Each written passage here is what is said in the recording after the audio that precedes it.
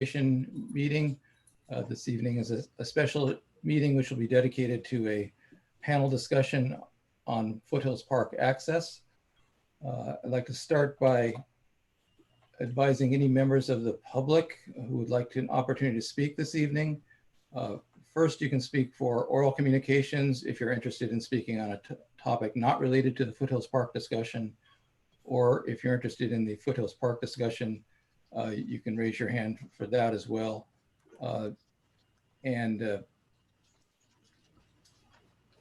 You'll do that by clicking raise hand via Zoom, or press *9 on your phone if you're dialing in. If you have access to the online meeting and agenda instructions, these are on page 2 of the agenda. With that said, let's move forward with the roll call, please. Catherine. Commissioner Greenfield. Here. Commissioner Cribbs. Here. Commissioner Lemaire. Here. Commissioner Moss. Here. Commissioner Olson. Here. Commissioner Reckdahl. Here. 6 present. 6. Yeah, we don't have 7 anymore. I'm sorry? We don't have 7 anymore. Right, there's that. Stumped me early. Do we have any agenda changes, requests, or deletions to go over? Okay, and do we have any members of the public for oral communications? Is there anyone who's looking to speak on a topic not related to Foothills Park this evening? Okay, thank you. So now we will move on to the main item for this evening, which is the panel discussion on Foothills Park access. I'll share a few introductory words and review details of the panel format. First, for members of the public, one more time, any of you who'd like an opportunity to speak this evening, please either click raise hand via Zoom or press *9 on your phone if you're dialing in. If you have access to the online meeting agenda instructions, it's page 2. Welcome everyone to this special panel discussion on Foothills Park access, hosted by the Parks and Recreation Commission at the request of the city manager. I first want to recognize and thank our group of 5 panelists who have graciously joined us. And can we go to the slide introducing our panelists just briefly to the audience? As experts in disciplines related to the question of increasing access to Foothills Park and understanding potential impacts, we really look forward to your insights about this complex and challenging topic. We're extremely appreciative that you're here for this evening. Okay, now we have an overview of this evening's proceedings is now displayed. I'll run through some details on this, starting with a brief background summary to set the stage for our discussion this evening. The Foothills Park access issue has been vexing and divisive within our community for a number of years. Last November, our commission voted to recommend a pilot program for City Council's consideration after discussing the matter and hearing public comment at 2 earlier commission meetings. The pilot proposal is a fairly modest 1-year trial plan, which would permit up to 50 non-resident vehicles or bicycles each day via an online reservation system for a $6 fee, and encourage non-resident student field trip access. Since the commission has already forwarded this issue to City Council, we will not specifically be discussing or commenting on our recommendation, and will focus primarily on hosting this evening's event. Next up, the City Council is scheduled to take up the recommendation as an action item at their next council meeting on August 3rd. So here are some simple goals for this evening. 1, gain a deeper understanding and appreciation of the varied perspectives and complex issues related to Foothills Park access. 2, learn new expert information on potential impacts and park management issues if visitation changes significantly. 3, clarify some facts and learn new details about Foothills Park. And finally, 4, I want to emphasize the necessity for civility and respect for everyone this evening. Now let's review the schedule. Many potential concerns about Foothills Park access are most appropriately answered by city staff. So we'll start things with a staff presentation focused on providing facts to address some important questions. This will be followed by public comment. And after we see the number of speakers, we'll decide on if we have time for 2 or 3 minutes each, or potentially less. Hopefully we'll be able to give speakers a reasonable amount to speak though of time. Given the distinguished panelists with us this evening, we want to make sure our discussion with them starts by 7:15 or so. To ensure this, we will limit the initial public comment period to about an hour.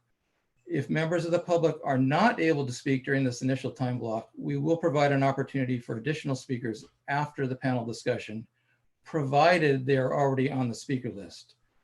Also, and this is important, members of the public may request to speak up until 15 minutes before the end of the initial 1 hour public comment period.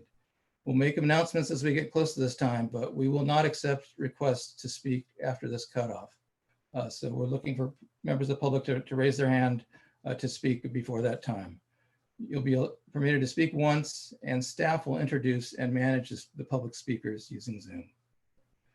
Again, if anyone would like an opportunity to speak this evening, please either click raise hand via Zoom or press *9 on your phone if you're dialing in. And detailed instructions are on page 2 of the online meeting agenda. Now let's move on to the panel discussion format details. Panelists were selected by the commission chair and vice chair and city staff to represent a balance of expertise related to Foothills Park ecology, operations, and access. Each panelist will introduce themselves after the public comments. Then we'll begin the panel discussion, which I will moderate. We have 10 questions we want to get through. These were prepared by the chair and vice chair and staff with input from the Parks and Rec Foothills Park Ad Hoc Committee. While a broad range of questions were considered, we want to take advantage of our panel's expertise and focus on questions most appropriate for the panel to answer.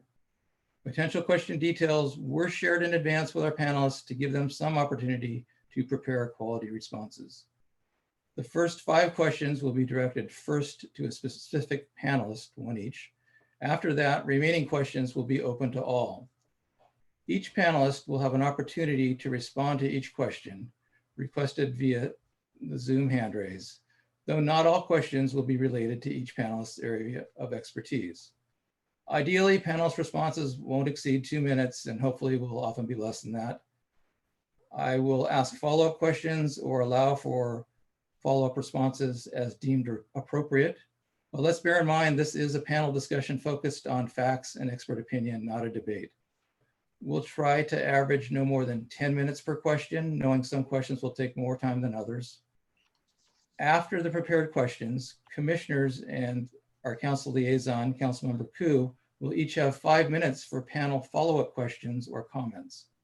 And hopefully this will be mostly questions to take advantage of the expertise that we're really fortunate to have with us this evening. This round of questions will end the input from our panelists. And then, as previously described, an additional public comment period may follow for members of the public that previously requested to speak but didn't have an opportunity to do so.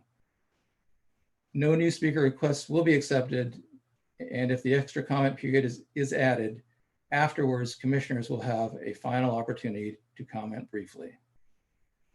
Finally, I ask for your patience with our online Zoom platform. We'll do the best we can. And again, I want to sincerely thank our guest panelists for joining us this evening. And now the staff presentation, please. Good evening. I'm Darren Anderson with Community Services Department. I'm going to provide you with a brief background of Foothills Park and some facts that might be helpful. In 1941, Dr. Russell Lee and his wife, Dorothy Lee, bought the land that's now Foothills Park. And in 1958, the Lees offered the land to the city at a special price of $1,000 per acre, so it'd be preserved as open space. And in 1959, an election was held for the proposed purchase. 6,542 people voted to buy the park land, and 3,997 voted against it. With the 62% of the voters supporting to buy the land, the city purchased the property for $1.3 million. and Foothills Park was opened on June 19th, 1965. The public vote regarding the land purchase did not specify whether or not the access to the park should be limited to residents. That was a council decision that appears to be based on a couple factors. The first is that Palo Alto fully funded the purchase.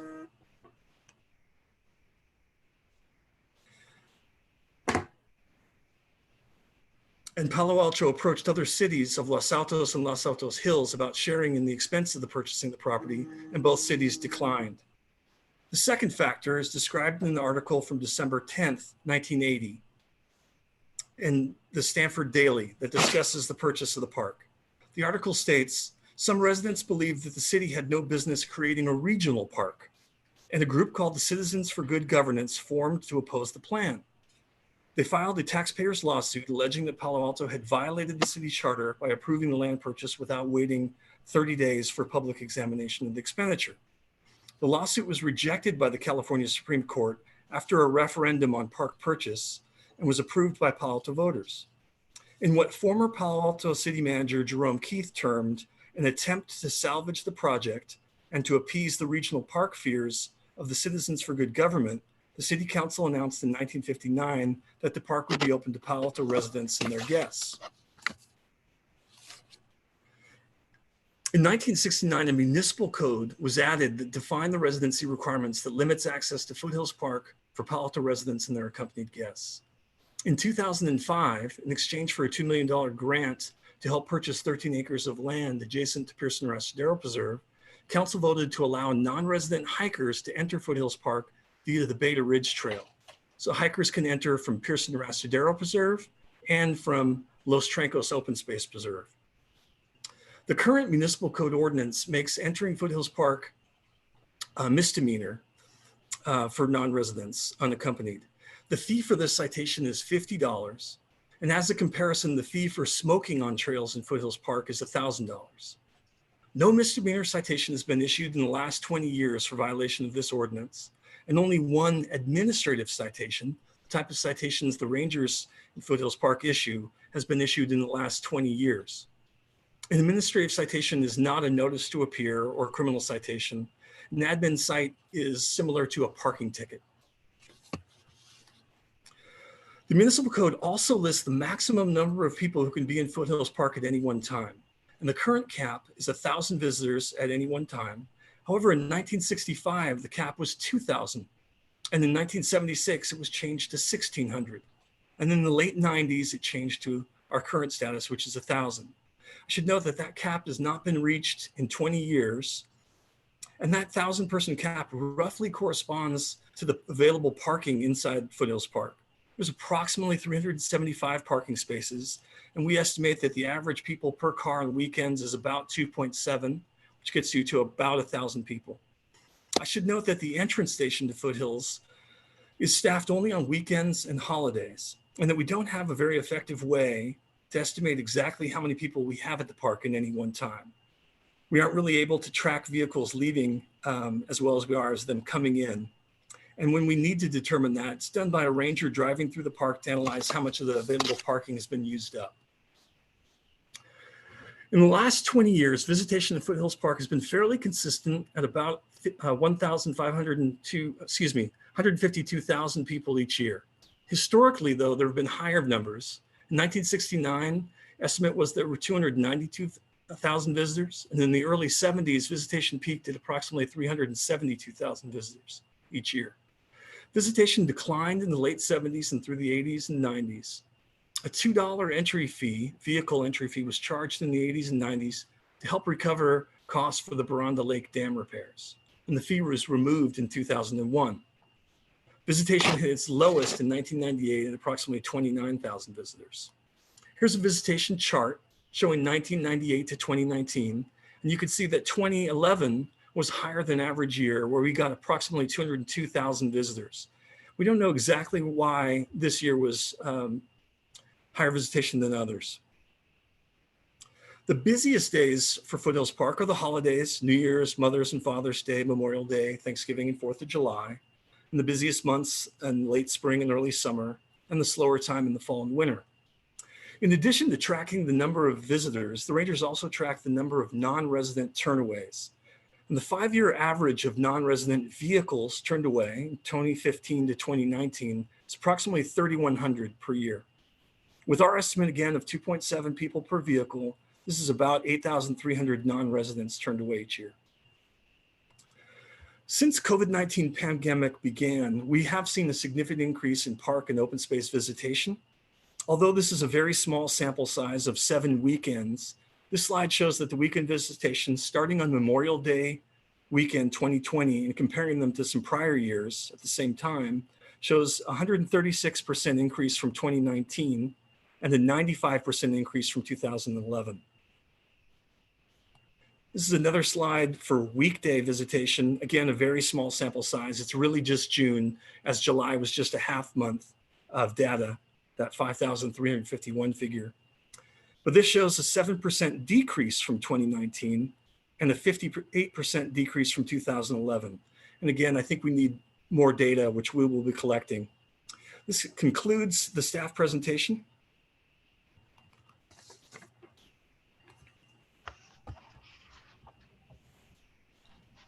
Thank you, Darren.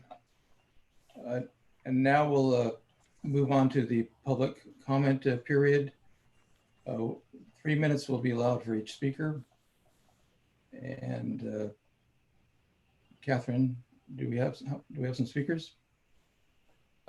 Thank you, Chair. This is Long. Long, thank you. Present, we had 2 speakers, one of which appears is Rohan Ghosh. And as I speak here, I'm seeing one other hand come up. It is Shani Kleinhaus. So we can begin with those 2 speakers. Okay, and again, before you start, just a reminder, if anyone would like to speak, please click raise hand via Zoom or press star 9 on your phone. Thank you, Long. Okay, so we will begin with Robin Ghosh. Robin, I will start the timer in a second here, and you will have 3 minutes, and you'll be followed by Shani Kleinhaus.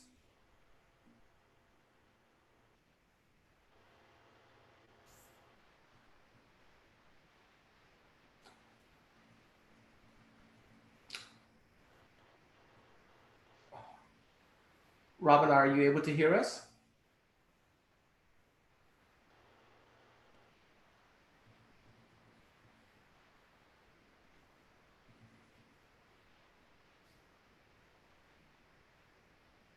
Robin?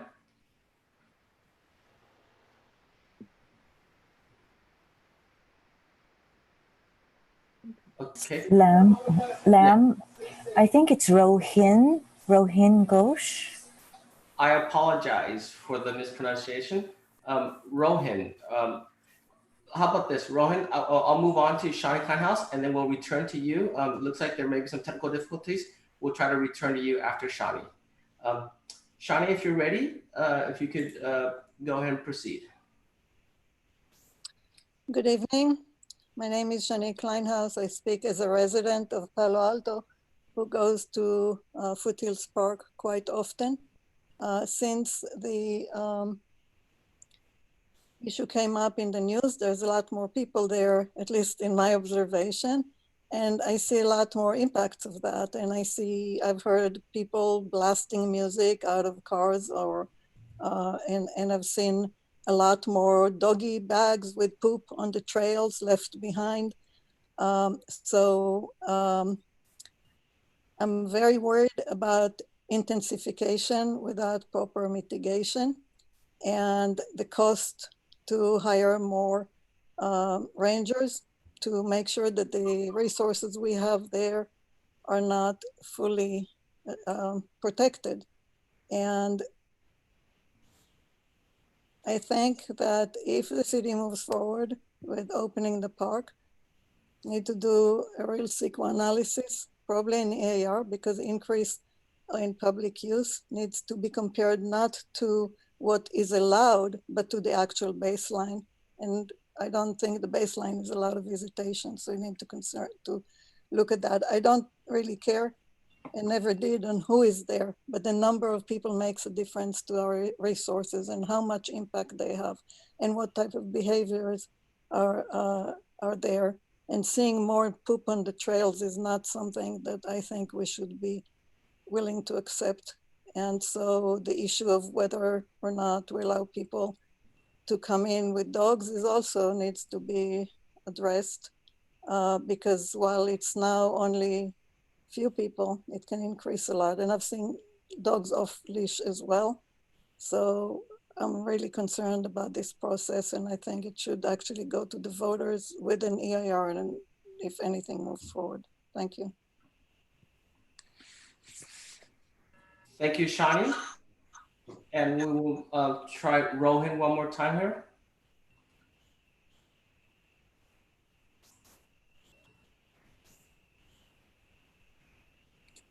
Okay, Rohan, are you able to hear us and speak? Hi, I was able to hear you guys all along. Can you guys hear me now? Yes, we can. Okay, my comment is this. I think, is my timer started? Yes. Okay, I think very important to the idea of public lands conservation as expressed by organizations that specialize in public lands conservation and natural resources conservation is that of public access. And the idea of public access and environmental justice in this case means that the park should not be limited to Foothills Park residents. I may be wrong on this, but as far as I know, that the cost of buying the park has already been made up, and we do not make non-residents. We don't turn non-residents away from our other public lands like the Baylands and Restrooms Preserve.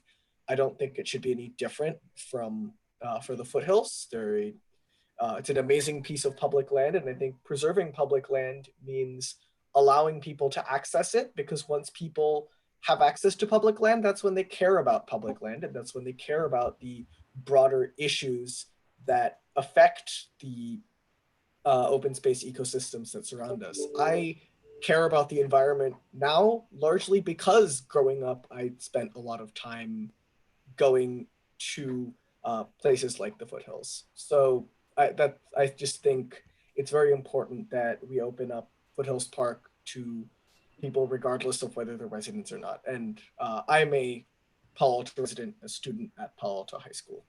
Thank you. Thank you for your time, Rohan. Next up, we have speaker AL, to be followed by William G, and then to be followed by Becky Sanders. And I'm sorry, speaker AL, looks like you just lowered your hand. So we will be moving on to William G. And William, could you please give us your full name? Thank you.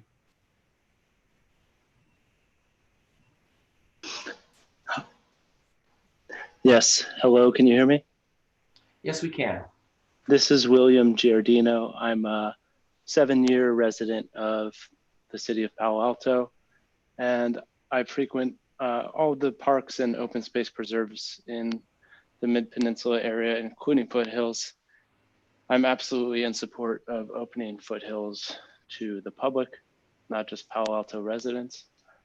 I've lived in several different cities, states, all across the West Coast, and visited many parks.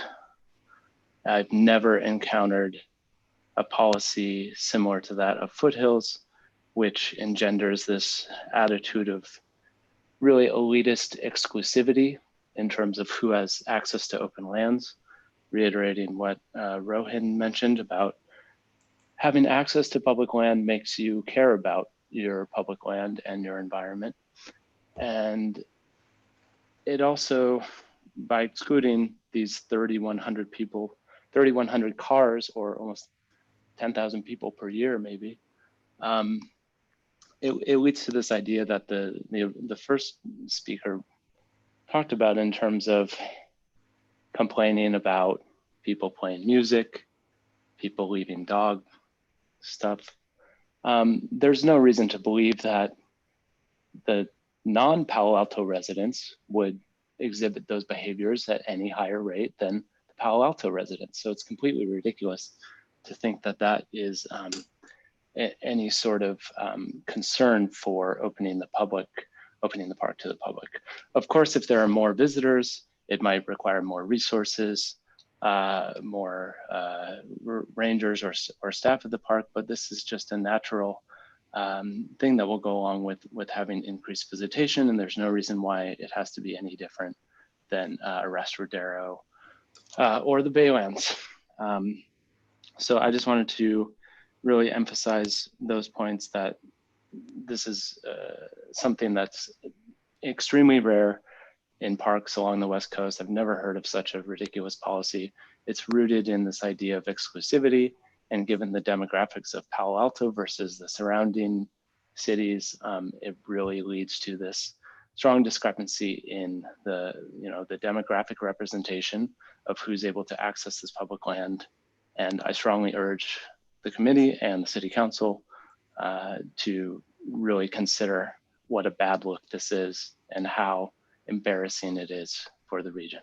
So that's it. Thanks. Thank you, William. Next up, we have Speaker Becky Sanders.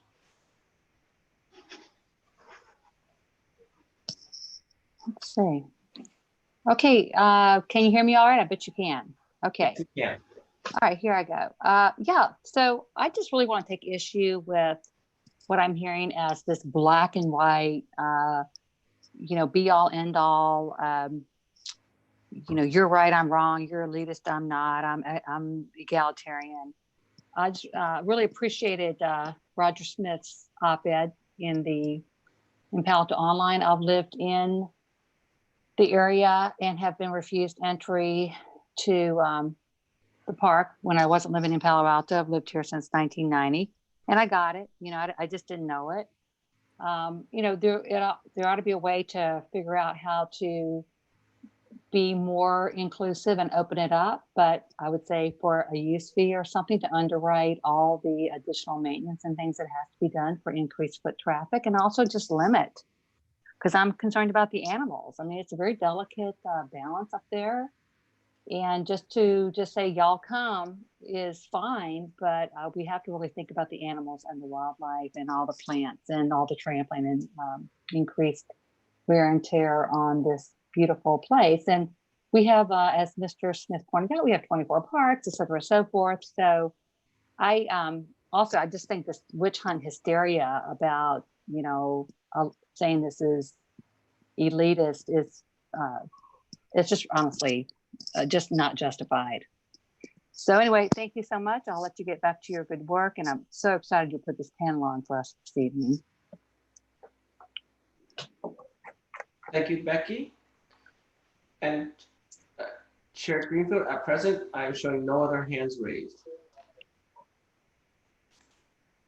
Thank you. And thank you to all the members of the public for your comments. We appreciate them and appreciate hearing from you. We'll now move on to the panel introductions. I'll ask each of the panelists to introduce themselves, talk a little bit about their background and particularly their relationship to Foothills Park and experiences there. Let's go ahead and start with Taylor Peterson. Hello, good evening. My name is Taylor Peterson. I'm the Director of Biological Analysis at MIG, which is a planning and communications and environmental services firm. And I have been working with Palo Alto Park staff on various projects in various parks for quite a long time, including Foothills Park, Arastra, and the Baylands. And MIG recently also helped the city with their parks master plan for the city parks, the ones that are less around the fringes, but more in the downtown areas. And my experience out at Foothills Park comes from doing work on trail access and what the environmental impacts would be of the trail work and also the fire management plan. And at the moment, I'm also helping with some permitting for the Buckeye Creek maintenance, ongoing maintenance work. And I guess I could say that one thing I always notice about the park is that you're typically bound to see some pretty amazing wildlife. The last time I was out there, it was turkeys on display. I guess that's it. Thank you. And yes, the turkeys are quite prevalent these days. Professor Nicole Ardwin, please. Hi, thanks for having me. I'm Nicole Ardwin. I'm a faculty member at Stanford University. I have a joint appointment in the Graduate School of Education, and I'm the faculty director of the Emmett Interdisciplinary Program in Environment and Resources in the School of Earth, Energy, and Environmental Sciences, which is a lot of words there. I am also have a joint appointment in the Woods Institute for the Environment. I've been working in the environment and conservation field for over 20 years now, primarily focusing on people-place relationships. I actually started my career working a long time ago as a park ranger at the Grand Canyon. And so thinking about parks and protected areas is something I've done for a long time. And I really am a huge fan of places like Foothills. I actually live on Stanford campus, as you can see from my background here. And my daughter, who is now 12, has gone to camp at Foothills through the Palo Alto Parks and Rec Department for a number of years. We have been with friends out there to birthday parties and used the group camping facilities. So we've been in the backcountry, for the backcountry trails, as well as those that are near. So I'm aware of some of the wildlife we were just discussing, and I'm delighted to be here tonight. Thank you. Thank you for joining us. Lester Henry. Good evening. I am a retired park ranger after 34 years as a park ranger. My first 6 years were with the National Park Service, and then the past 28 years were with Palo Alto Open Space. Of that 28 years, about 12 years or so was as a senior ranger in both the Baylands and Foothills Park. And then, as Darren had said earlier, I was a supervising ranger for the last 13 years of my career, with my office in Foothills and primarily responsible for Foothills operations, which is Foothills Park and the Pearson-Rasterdale Preserve. Thank you for joining us. Thank you. Roger Smith. Yes, I'm moved to Palo Alto in 1964 when I got out of college, and have lived here ever since and enjoyed all of our parks, all 36 of them. And when I retired, Judy and I decided to form Friends of the Palo Alto Parks with the basic premise that the city would never have enough money to support our parks. And that obviously has been very true. And we redid Linden Park, and also we're very, very proud of the Magical Bridge, and we raised, I think, $3.5 million of private funds to do that. And I've mentioned in a recent piece I did that those parks throughout the community are at least 50%, the big parks, of non-residents. So I'm not a believer of being elitist. Foothill Park is special. It is really, really special. And I had occasion to get a call from Crystal Gamage yesterday, who turned 101, and she was on the committee to figure out what to do with the park. And so I think we made a great decision to have it as Foothills Park Preserve. And so I'm delighted to be here tonight, and thank you very much. Thank you, Roger. And Alex Monfeld, please. Thank you. Thanks for having me. So I'm with Grassroots Ecology, and we're a nonprofit organization that educates and engages the public to restore local ecosystems. And we've been partnering with the city of Palo Alto since 2013 to get volunteers out to Foothills Park to help learn about and restore the ecosystem there, which a lot of it is pulling weeds and planting plants. A lot of the work we do is informed by the great work of the Friends of Foothill, and we work in a lot of the sites that they identified. We also have a native plant nursery that is in Foothills Park. It's actually tucked away in the back section of a part of the park that was just recently opened. And at that native plant nursery, we grow plants not only for our restoration work, but also for other large land managers like the Mid-Peninsula Regional Open Space District and Valley Water. We also steward other sites within Palo Alto, such as Restrooms Preserve. We've been working there since 1996, and many sites along the San Francisco Creek watershed.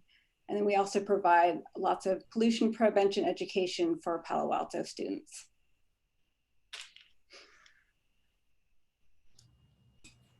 Thank you. Now we'll move on to the interesting part that everyone's waiting for, the panel discussion. Before we start, do any panelists have any questions about the guidelines we've tried to set up? Okay, I will start off. The first questions I will target initially to one of the panelists, and then others are welcome to chime in afterwards. Raise your hand via Zoom, or if that's not working, put your hand up and we'll try and see it. The first questions start off with Nicole. Why or why not is it important to open Foothills Park to all when access is available at other nearby parks and open space areas? Great, thank you for that question. I've spent a lot of time thinking about these kinds of questions, especially as I mentioned, I have had the pleasure of using, I think probably almost all the parks in the Palo Alto system, and also having worked as a park ranger and collaborated with a number of the groups on this call. And as was mentioned, Foothills is a unique park within the Palo Alto system. There are many other parks in the Palo Alto system that are more managed parks. We have everything from baseball fields to Magical Bridge, which is one of my favorite places to go. And many places that are just down the road here that provide this a special kind of access.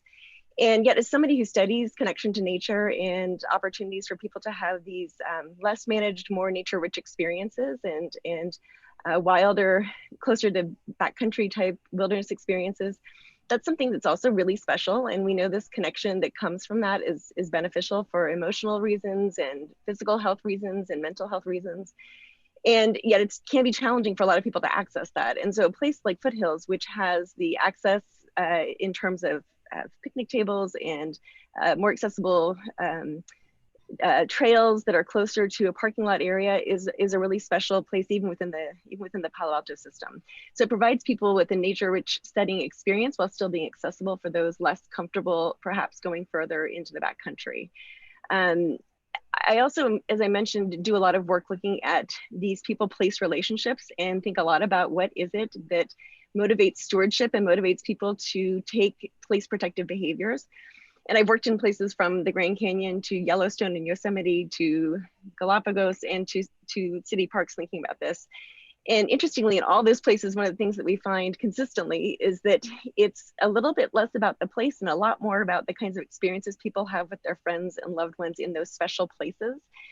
And so being in a special place like Foothills with friends and family and having special memorable experiences is really critical to having people being willing to take stewardship actions over time. And so one of the reasons that I think having experience in a place like Foothills is so critical is that is how we grow the current and the next generation of people willing to protect these kinds of places for the future. So it builds these lifelong connections with place protective behaviors who have these experiences. They take responsibility for them. Thank you. Would any other panelists like to answer why it's important to for all to have access to Foothills Park when there's other nearby parks and open space areas, especially?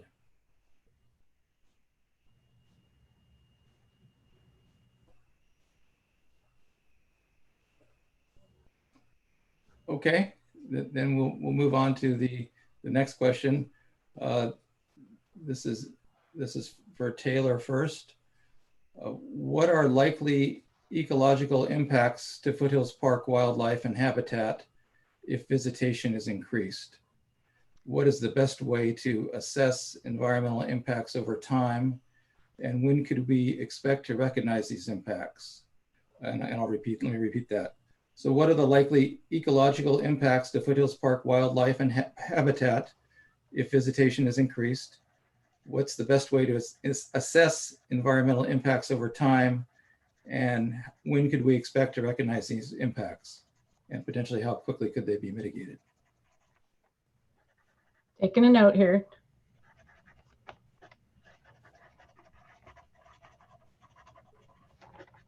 Okay.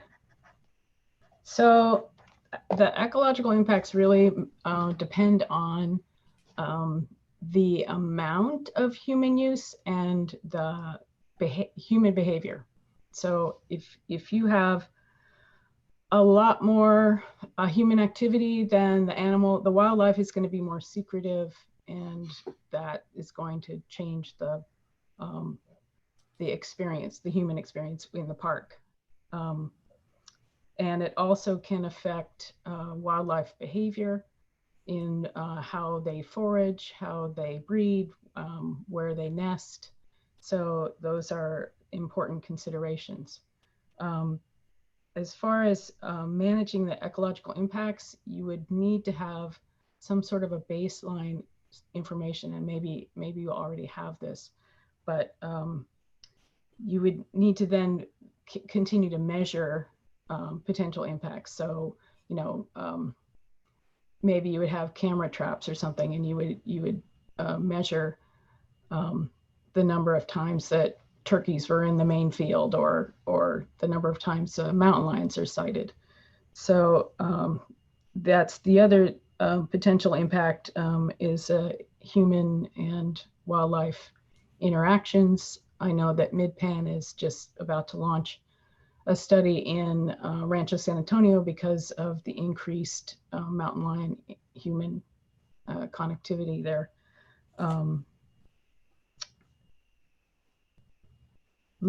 So when can we recognize impacts? That's simply by studying and observing, and also the rangers keeping track of, they would have to patrol back trails and you know, pick up dog bags and also watch for off-trail use, and even alongside trail. I know Friends of Foothills has been concerned about impacts to vegetation right along the trails, especially some sensitive vegetation like ferns. So yeah, it's just by observation. Those are what we do. And then to mitigate, it depends on what the impact is. So it might entail revegetation, it might entail erosion control, it might entail more trash pickup, broader education, just more conversation, or some signage. These are all manageable things, but you just need to be very sensitive about what the potential impacts are. Thank you. Alex, could I get you to comment on the habitat side of this question? Yeah. Yeah, thank you. I just wanted to add a couple items. So as part of our work out at Foothills Park, we have been doing vegetation surveys throughout the park. So at least you know what vegetation is present. There are a couple rare species. The main one is the Durka, which is the western leatherwood. And we've mapped all that throughout the park. Most of it is far off trail. There's only one instance that's actually close to the trail, but at least we have some of that data so we could see if that is being impacted. And we've also been doing some things in the past to help mitigate the effects of some social trails, like when people form trails maybe where you don't want them. So we've been trying out different techniques there. I did check in with our staff who's there all the time, and I asked, you know, where are people going when you see increase in use? Like you said, you know, we've been out there in June and July, and so we have seen increased usage. And not surprisingly, most of it is at the lake and on the large lawn area there. So that's not, those habitats are already like pre-disturbed, as you would. So those aren't quite the pristine areas, but there definitely are a lot of lovely areas throughout Foothills Park. Thank you. Roger, I see your hands up. Is my unmute? Yeah, you're unmuted. One of the things my wife Judy says to me, the real residents of Foothills Preserve is the animals. And one of my worries is some of this would happen, we couldn't replace it. It just, if we recognize it, it may be too late. And that is one of my worries. And because it is special, and people I talk to say that if you lose it, it may be gone. So thank you. Thank you. Lester. Yeah, I just wanted to echo what Tay had said, and also Alex, regarding wildlife observations. We definitely, throughout all my career, would notice a huge decrease in wildlife observations on the weekends and holidays. Of course, the deer aren't out, the turkeys aren't out. They quickly flee in the morning when the visitation goes up. So you're much more likely to see them, and they have access then to the lake without fear, or grazing on the grass without hesitation during the weekdays when it's much quieter. And of course, increased visitation would impact that. The other thing that wasn't mentioned too, that I've seen, especially around more developed areas like Vista Hill, for example, is significant erosion. When you have a lot of people concentrated in one area, they go off trail, they go onto the hillsides, which are highly erosive, especially into the chaparral areas where the damage can be quite immediate, short-term damage, but can then take decades to heal. I still remember an example, now this is very extreme, but when fire breaks were first created in Foothills Park, very early in its history in the 70s, the bulldozer was used, and it went down the hillside from the ridge lines into Wild Horse Valley. Those scars are still there because it stripped enough of the topsoil away that the hillsides have never recovered. So, but we do see that in erosion areas with just off-trail use. Thank you. Thank you.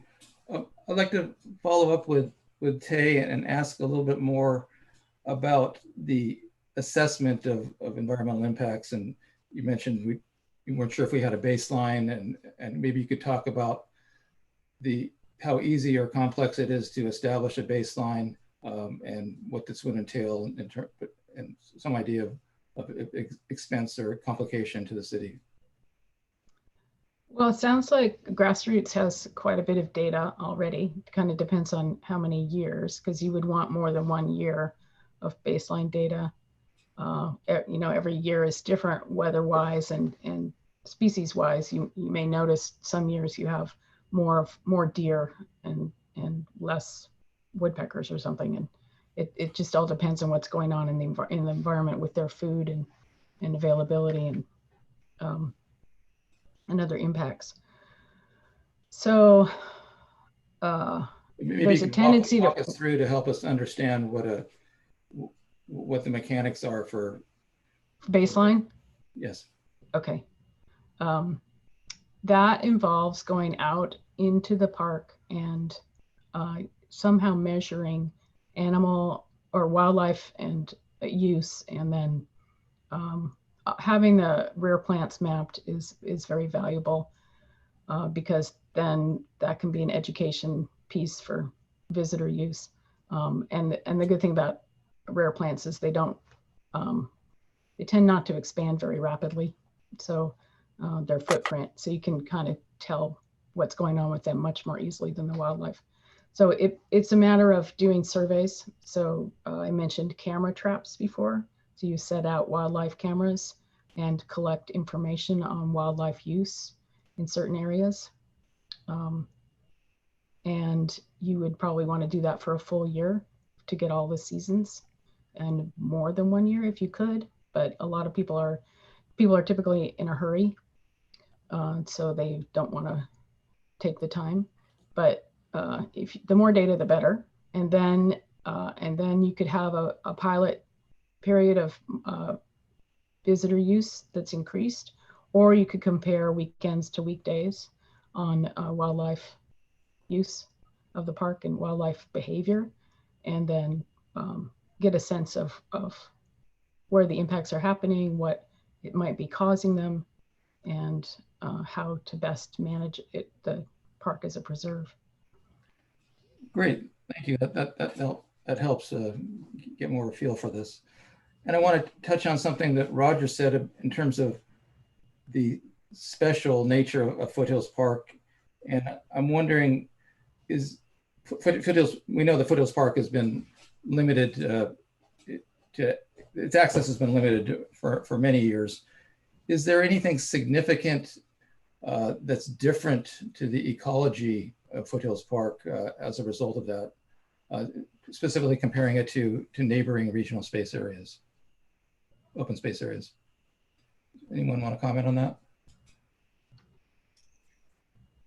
It does have some unusual habitats, like the blue oak woodland that's back on the Los Trancos Trail. That's really an intact ecosystem. That's very important. But what we've observed, we've been there about 7 years. Most of our work comes from actually invasive species coming in from nearby construction sites. So when people redevelop their property and grade and the trucks come in, we actually get a lot of what's called stinkwort that comes in. And so we have a lot more work days to remove that than we did at the beginning. Similarly, we noticed some bobcats, dead bobcats that were basically like emaciated. And because of rodenticide that people had put that live around the park and to kill the rats, and then it went up into the food chain. So we actually did work with some Stanford students a few years ago on an outreach campaign to the neighbors at Foothills Park and the Restrooms Preserve to try to educate them to not use rodenticide because it really affects the ecosystem. It's a good point about invasive plant species. Typically, they come in on shoes, and so does sudden oak death. They come in on shoes and tires. Those are things to consider. Okay, let's move on to the next question, which we'll start with Alex, and it's kind of related.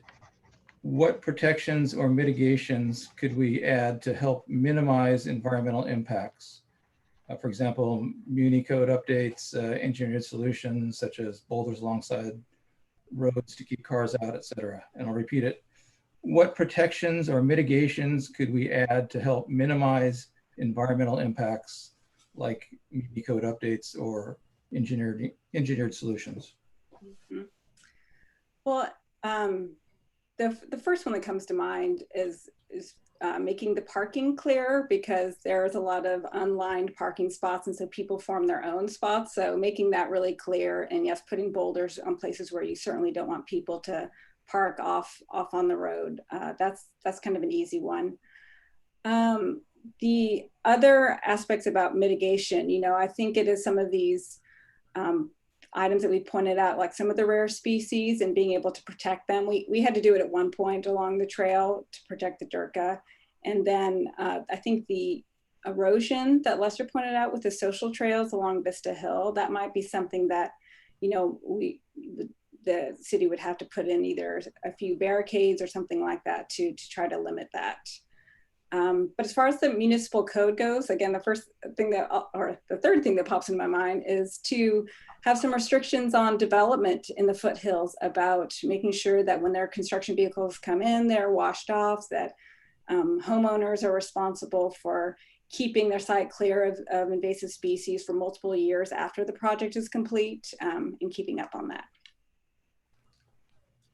Thank you. Anyone else looking to comment on this? Right, Roger, go ahead. Roger?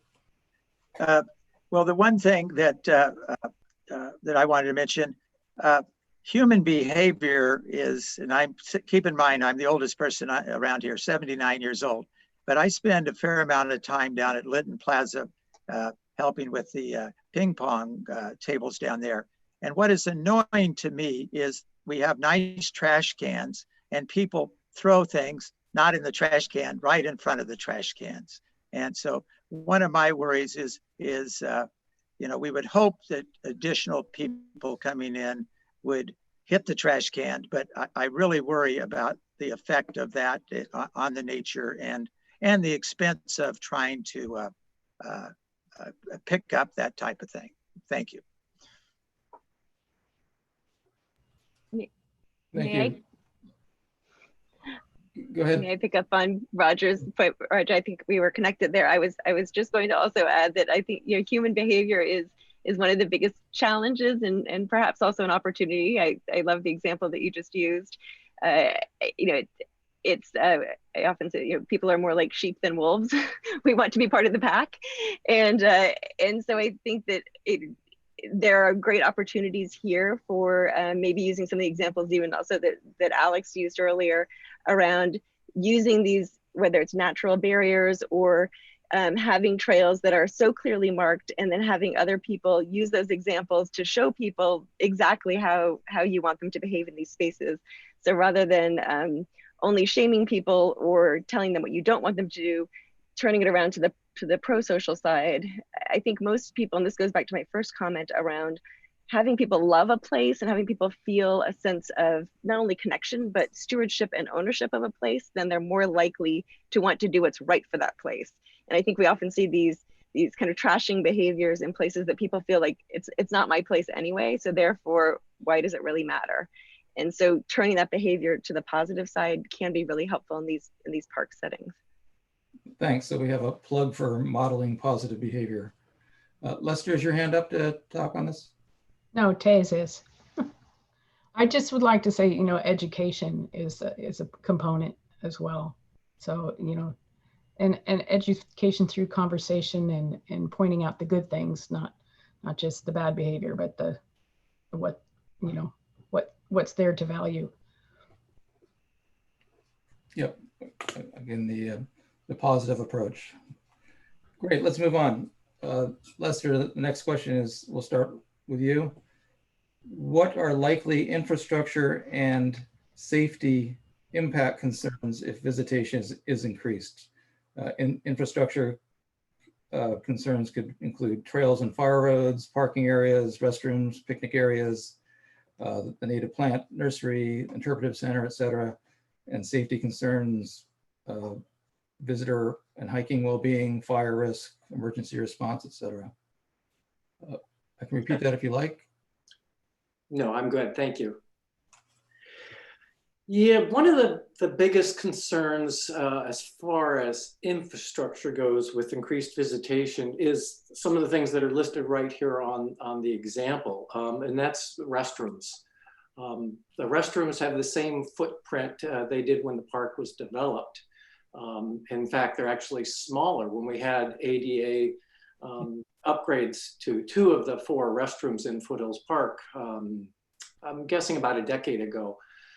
Because of budgetary constraints, the footprint had to remain within the size of within the footprint of the building. The remodels had to remain within the footprint of the building. So the entrance restroom went from, I think, 2 urinals and 2 stalls in the men's and 2 stalls in the women's to 1 stall each, 1 for women, 1 for men. So drastic reduce in capacity. And the same with the interpretive center.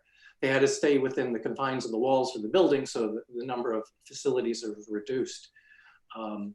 And those restrooms are very old, especially the group picnic area, the Oak Grove restroom, which is on a septic system, which is often problematic when we get high visitation. So those are the biggest infrastructure impact right off the bat, are the restrooms. And the weekend upkeep for those restrooms. Increased visitation would of course mean much more usage and then much more impact on the rangers to try and keep up on the use of the restrooms and keeping them clean and or stocked.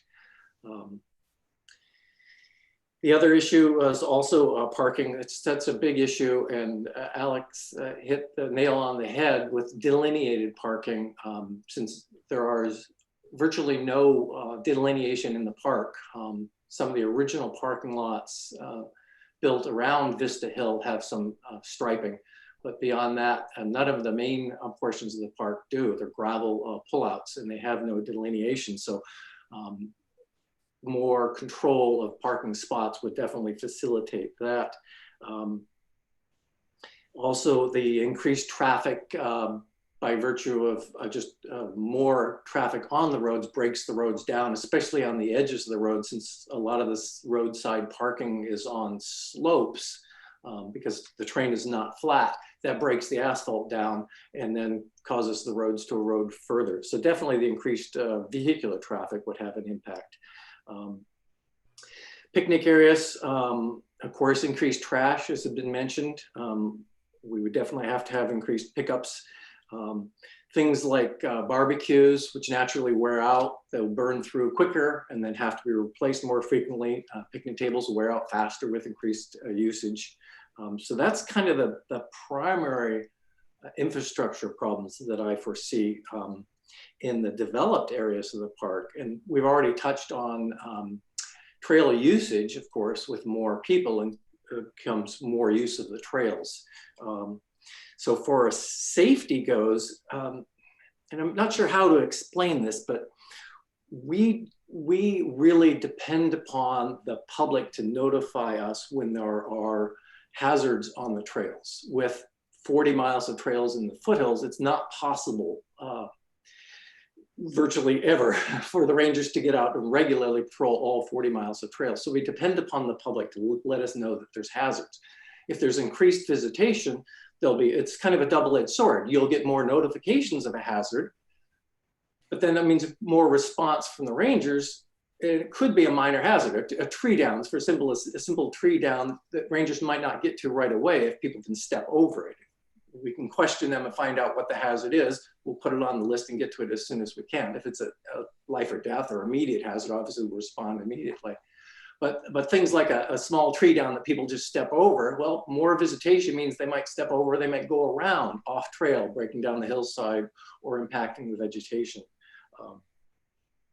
Also, with increased use of the park, and of course, that increases fire risk. Now, I know through the fire management plan, we've done a lot of work on roadside clearing, high flammability areas, clearing picnic areas, clearing around facilities. But with increased visitation would, of course, increase the fire hazard and chances of fire in the foothills. And then I think most importantly, the biggest safety concern that I have with increased visitation is, of course, staff well-being. We have very limited staff. I understand one position has been frozen because of budget shortfalls. That makes it very difficult for staff to do just the daily work. And when you increase visitation, it makes it that much more difficult. So staff well-being is definitely a safety concern of increased visitation. Thanks for your input. Would anyone else like to comment? Roger, your hand's up. Yeah. Yes, I was up there yesterday, in fact, and I had occasion to drive through Paradise after the fire up there. And I got to thinking, Foothill, if there was a fire, could really be a zoo trying to get out of the park with our one entrance and then trying to get down Page Mill Road. So that is a real concern. And clearly, in my opinion, the preserve with additional visitors, that it increases. Now, would there be a fire? I'm not sure, but every additional person would have that possibility, and it could be a real bad thing. The other thing that I worry about, because and Lester, I agree with almost everything you said, is the lack of staff. Because I got to thinking, if there's an emergency there, how does one get help? And so clearly increase usage. There'll probably be more 911 calls. And but thank you. Thank you, Roger. Anybody else?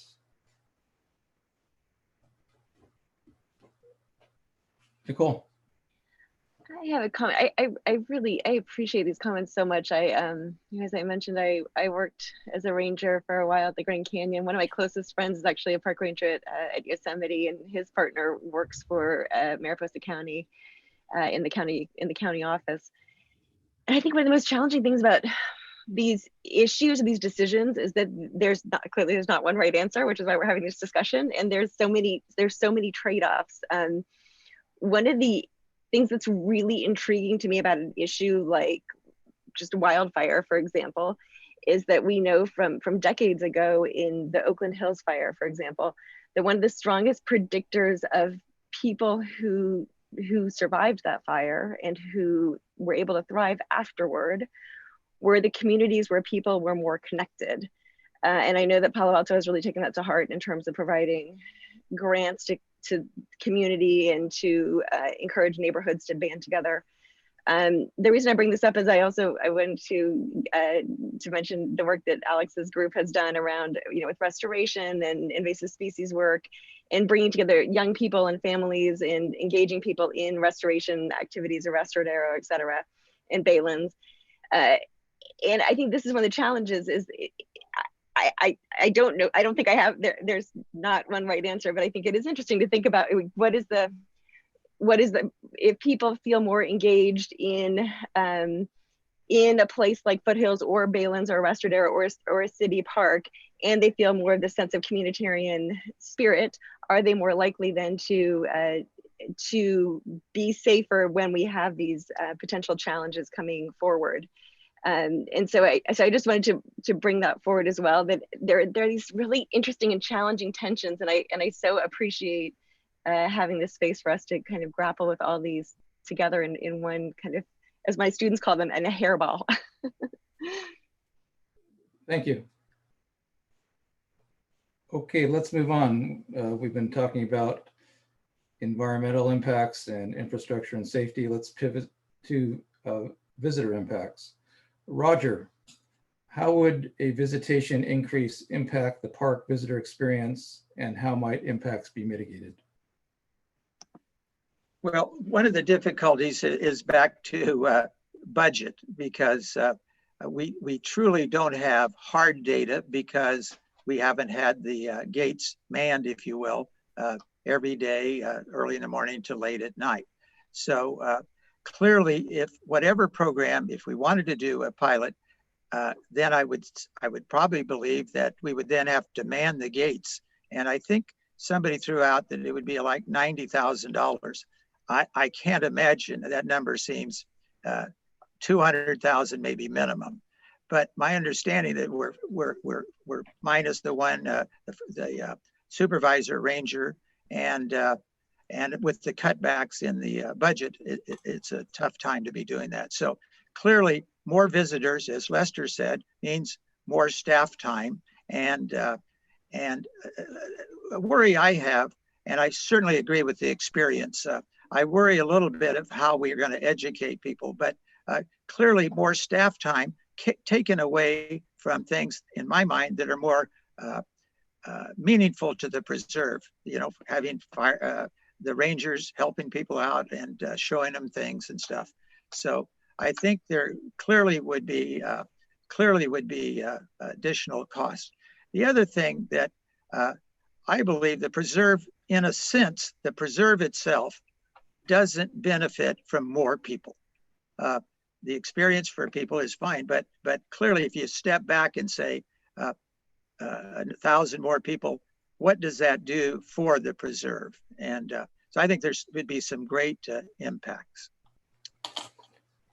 Thank you. So it's a question of balance. And regarding the 90K dollar amount, if I understand correctly, and Derek could let me know if I get it wrong, that is what we spend on an annual basis to man the entry gate on weekends and holidays.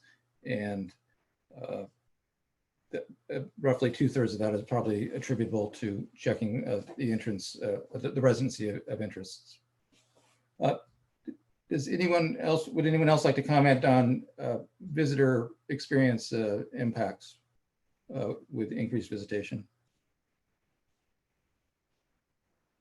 Well, this might be the right place to say it or not, but when we have our volunteers come out, we usually have several volunteer events a month, and we have upwards of 500 to 800 volunteers that come out every year.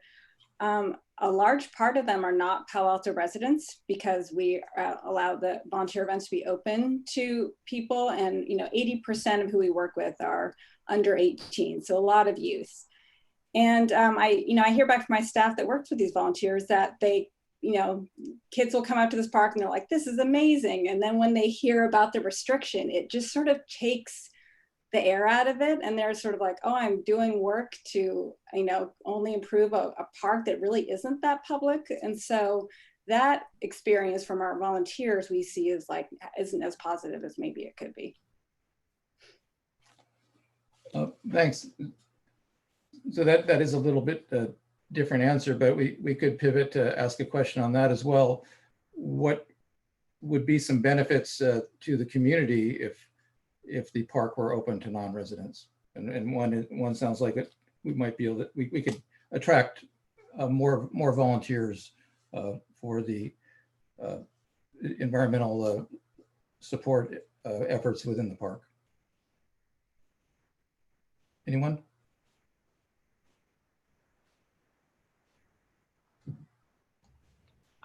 I would just say, I would wonder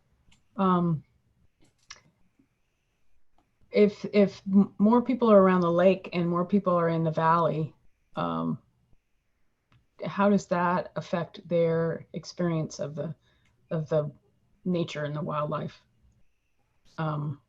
Is it more like being in an urban park, or is it really truly like being out in nature still, even with a lot of people around? Playing Frisbee and having a party? That's a good question to pose. Anyone else? You can do it. Go. No, you raise your hand. Oh, I did. God, am I muted? No, you're not muted. You're Hi. good. I was very impressed that the number of younger people that were in the volunteers.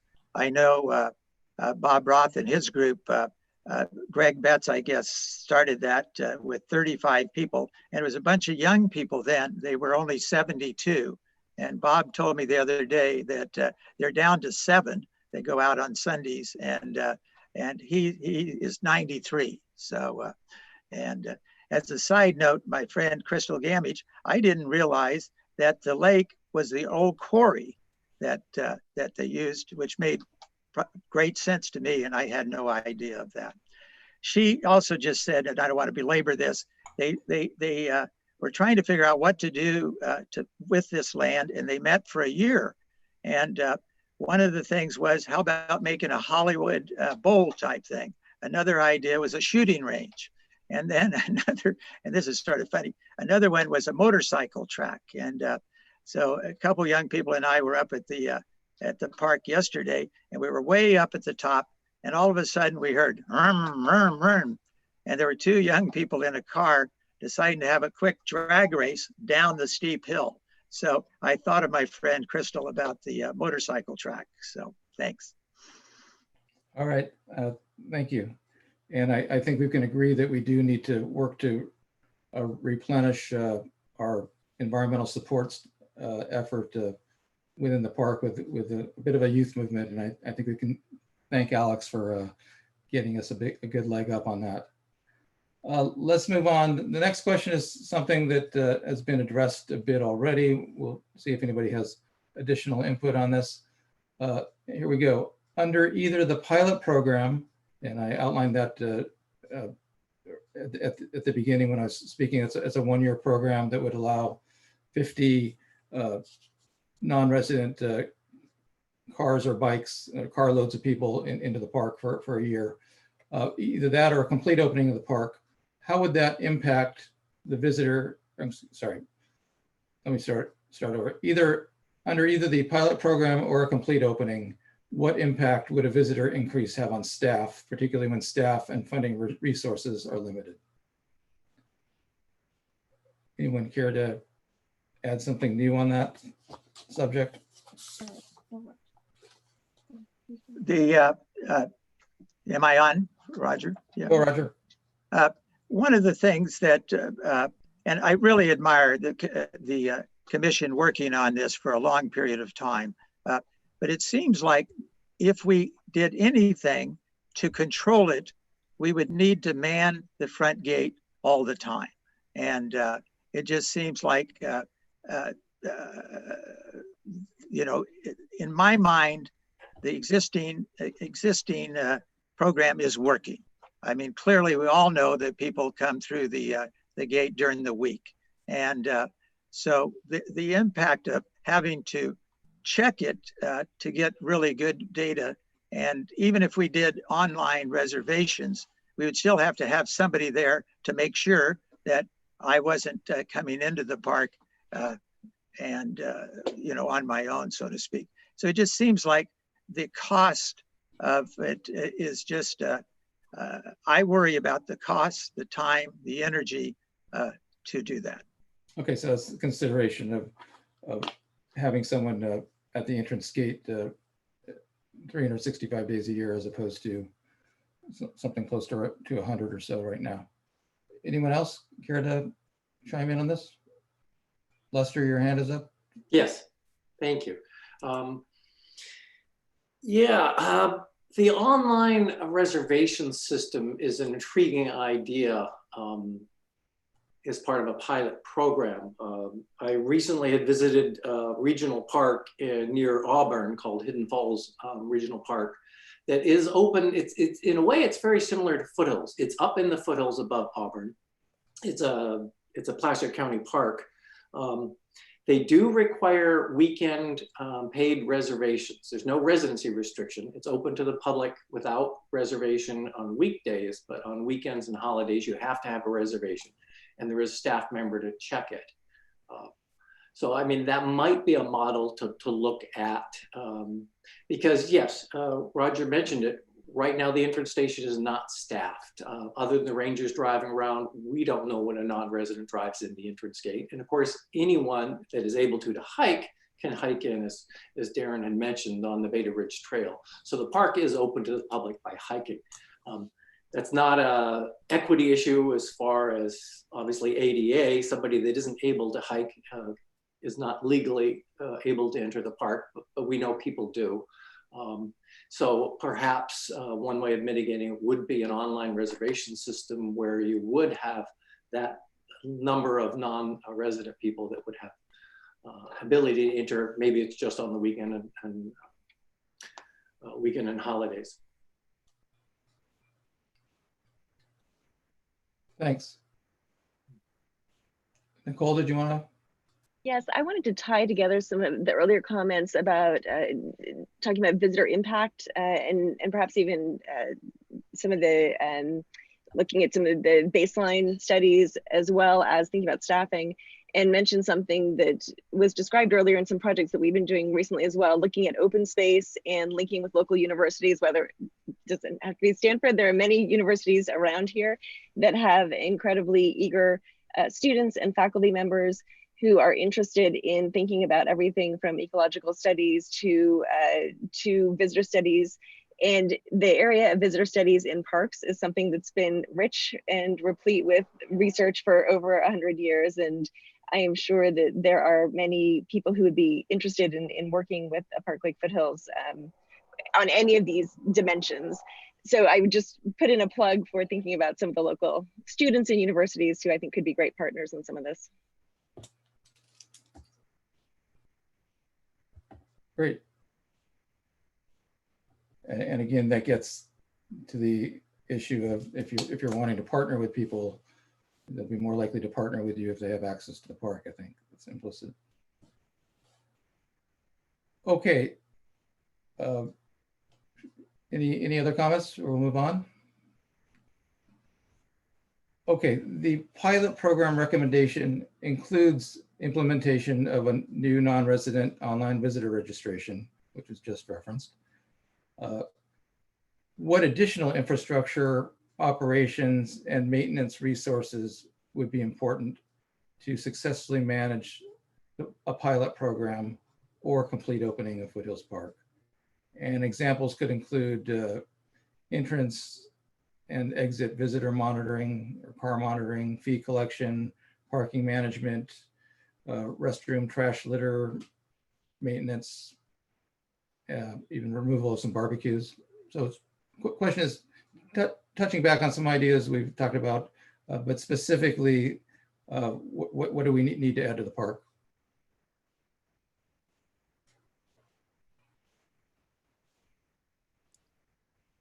Lester?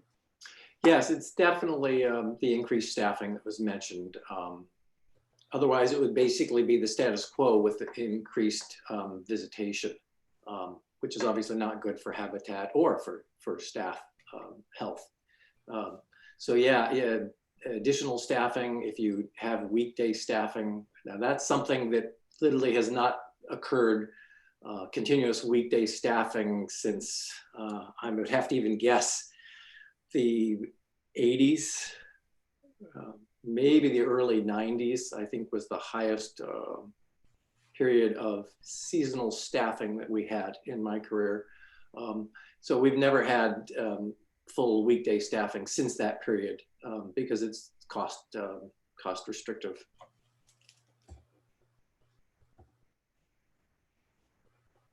Any comments on monitoring, how to, and we'll get to this in the next question a bit, but how to better count cars coming in and out and keep a handle on the number of visitors? Yeah, Darren and I have discussed this, and boy, that was has been an issue for the last 3 decades that I worked there. It's really a challenge. We have these electronic traffic counters now that are pretty state of the art and are probably the most accurate thing that we have. But there's nothing more accurate than obviously having the ranger working the entrance station and clicking off the number of visitors with a good old-fashioned mechanical counter, and the same with the number of cars, and keeping those statistics, which are invaluable. We have had, and I know there were some comments expressed about the very early visitation numbers, the 300,000 numbers. And I remember talking with Jerry Lawrence, one of the first or second supervising rangers for open space. That was my boss when I started. And he said those numbers were not very accurate, and why they were never changed, I don't know. That's lost to history. But we did have an electronic loop system similar to a very old traffic monitoring system in the roadway to count cars as they went in and out. But I know that had a lot of problems, which probably led to those very high numbers. So can you clarify? You think the numbers may be more as high as suggested? Correct. Yeah, the 300,000 numbers for early visitation. Don't believe those were very accurate. But it's really difficult to count. And we even talked about, well, is it possible if the ranger's there in entrance, can they also count the cars exiting? And it's just not.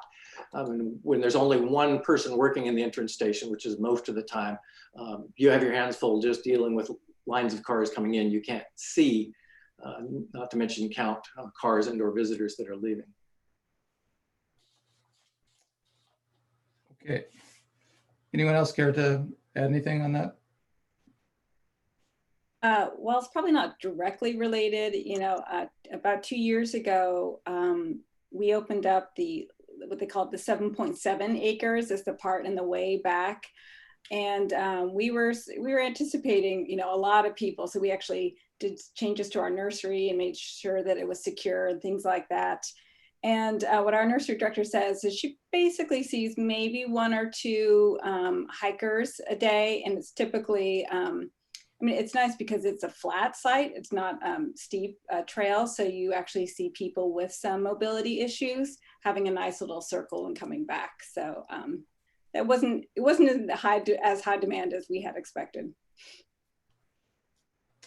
Thanks. Quick question. How would I know that that's available to me? You're asking about access to the 7.7 acres? Yes, yes. I can't speak to how the city might have communicated it, but there's no gate or fence there now. You just continue walking along the main road, and there's, we actually have some interpretive gardens back there, like a native pollinator garden with signage and things like that. So it looks pretty welcoming. Let me just, we did have some publicity with when the area was first opened with a ribbon cutting. I would say it's not the most pristine area of the park by any means, and so I think that could speak in good part to why it's not so popular. It's a good place for an exercise in restoration. Anyone else? Yes, Taylor. I was just going to say, I think there might be a way to use a road tube for measuring visitor use, but you have to have some human time with the road tube to count and figure out what the accuracy is of it, and then they adjust it. So like maybe your traffic department or a traffic consultant could help with that, and maybe in your baseline year you can figure out more accurate numbers. So you're suggesting a mechanical counting system with that's calibrated and confirmed by human observation? Right. Mr. Chair, if I might, as Ed Shikata, City Manager, really hadn't intended to weigh in, but I just do want to acknowledge that, first off, thank all the panelists and the Commission for hosting this meeting. And just very simply at this moment in time to say, I am sure we can figure out counting, and suspect that of all the issues that you're dealing with this evening, that counting vehicles in and out of the foothills will not be an issue. And I would certainly be more than comfortable taking that on as a responsibility on behalf of the city organization. Thank you, Ed, and we appreciate the opportunity to host this forum this evening. Yes, Nicole. I just wanted to add to that, and I'm happy to if it's helpful at all. But having just been looking at visitor studies journals and outdoor recreation journals and working with colleagues in the Park Service, there are entire conferences that deal with these challenges. And the Park Service, for example, right now, just they've just closed Yosemite and then reopened it, and they're just trying to get their rhythm with letting a certain number of visitors in. And then, as you all know, I'm sure as well, Muir Woods just made that change last year in terms of having reservation systems. And so they were grappling with all this probably about a year and a half ago. And so they've also been trying to come up with some technological fixes that are not taxing on their rangers. And so I'm positive they would be happy to share with you some of the ideas that they cycled through that may be appropriate for Palo Alto. Thanks. Okay, let's move on. So park visitor limits have gradually decreased since Foothills Park first opened, and current visitation numbers are below historical highs. What bearing does this have on the potential for environmental impacts if visitation were substantially increased today? And should we consider reassessing the 1,000 person limit? That's a concurrent limit for the park. This is Roger. I'll just let it. I'm glad the city manager can figure out the count. If we can count somehow the number of people in the car and then where they're coming from, what their license are, and but clearly more people. It's a law. To me, it's a law of numbers. More people, more impact on the preserve, and what that number is, I don't know, but. I feel strongly it's working, and I think it's a problem that doesn't need solved. Thank you.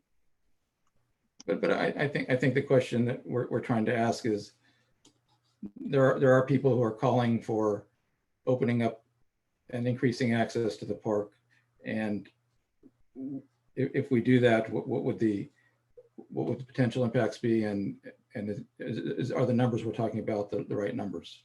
Anybody care to comment? Okay, Lester? Yes, the 1,000 limitation, I think Darren mentioned the opening information is a pretty good number based on the current car load and the amount of parking spaces we have. That's basically the park is full. There isn't any more room to park with about 1,000 people in the park. That's why, as I believe you mentioned, the best way to tell that is just for the rangers to take a loop around the park and see how much parking is available. And through most of my career, that happened very rarely. We had one brown bag concert that was highly publicized, Sista Monica, where we had people crawling out of the woodwork because it was open to everyone, and we had to actually close the park. Other than that, having that many people, it's just a very rare occurrence to have 1,000 people in the park at any one time. But I think that number is accurate, and I don't know if changing it would really make a difference unless you do have some sort of very accurate method of counting the current number of cars in the park at any one time.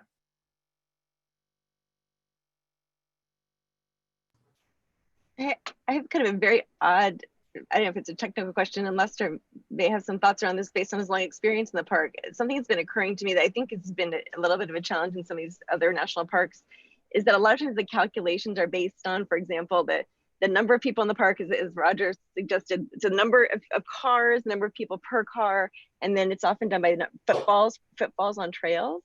And I know something that's been happening in this, sorry, Jeff, this may be one of your later questions around the COVID situation, is that we have fewer people per car. So there may be the same number of cars coming in, but only say 1 or 2 people per car rather than 4 people per car or 6 people per car or whatever it may be. So I don't know, Lester, if you've dealt with that in the past in terms of footfalls or where people are having their activities in the park. Not directly. Yes, we do. We would occasionally do surveys for our automated system, especially when we got these new electronic counters, because we have these counters throughout Foothills, Rastradero Preserve, and the Baylands. Some are designated to count vehicles that enter the park. One in the Rastradero Preserve is specifically calibrated to count bicycles, and other ones count visitors, footfalls. Say, for example, the Pearson Rastradero Preserve entrance on the Beta Ridge Trail has a counter to count people as they go through. So we do have that data, but it's not real time.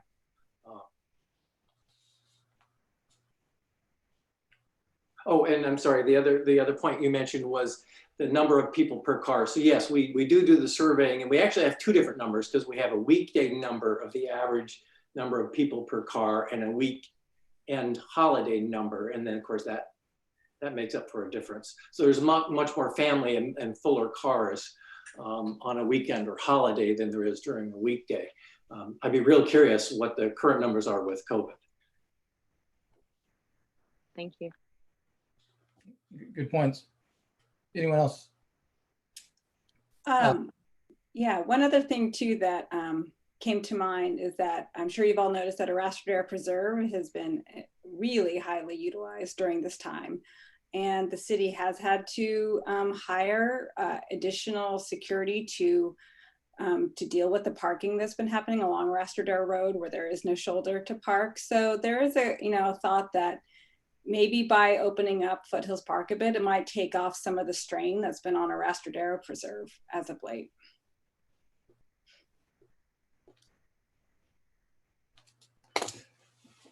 Okay, all of these comments are, again, presaging or the following question pretty nicely.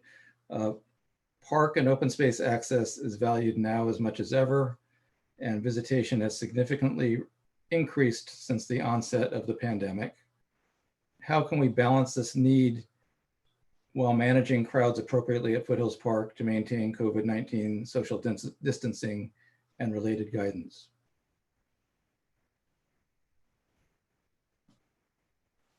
How about if I repeat the question?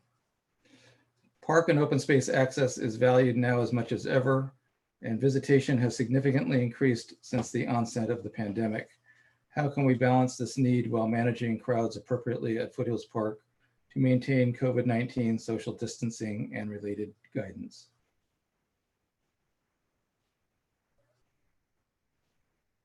Any takers? Well, I might just jump in on this.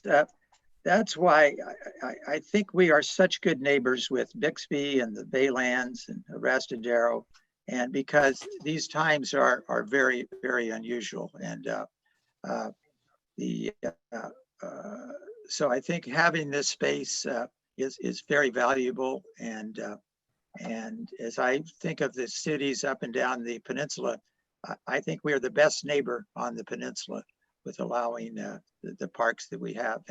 But it is tough, and hopefully we'll get through this because we have the yellow tape on the tables and all of that. So hopefully, if we can get through this, the experience for our residents will be even greater. Thanks. Taylor.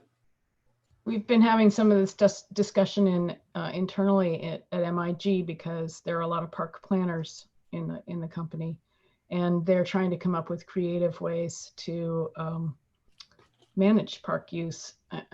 Some of them are, designing benches in a certain way, or just moving the furniture around so that the park can be open with social distancing. And then, of course, with COVID-19, it goes back to education. So, rules. Nicole.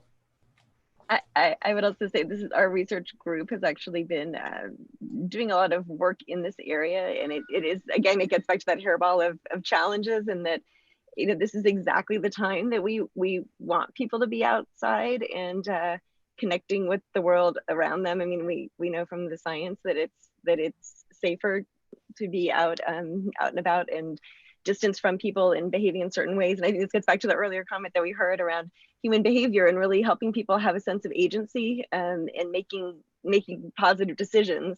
And so I think especially in parks, it is an opportunity for us to allow people to model that positive behavior when they feel that they have an opportunity to feel like it's their place, and therefore they want it to be a place they can continue to visit. And so I think really thinking about, especially a large park like this, there's plenty of space for people to be apart from each other, to still enjoy the outdoors. It's much harder when we're in these tiny little pocket parks where there's not as much space for people to get away from each other. I live right down the street from Kite Hill, which has been packed every single night. So I think it's harder in these smaller urban spaces. Thanks. And let me pivot just a little bit and ask you if you want to comment or add anything about studies regarding open space access and children and the benefits of that. Yeah, I mean, there's lots of children right behind me right now. I mean, we do know, and we know that there's so many developmental benefits, especially there are a couple of really key times, especially early childhood. We've just completed a study in early childhood education that looks at that critical age from 0 to age 8 or 9, when there are so many things that are happening for young children, both physically and emotionally and mentally. And that's a key time when having access to, we call nature-rich spaces is really essential.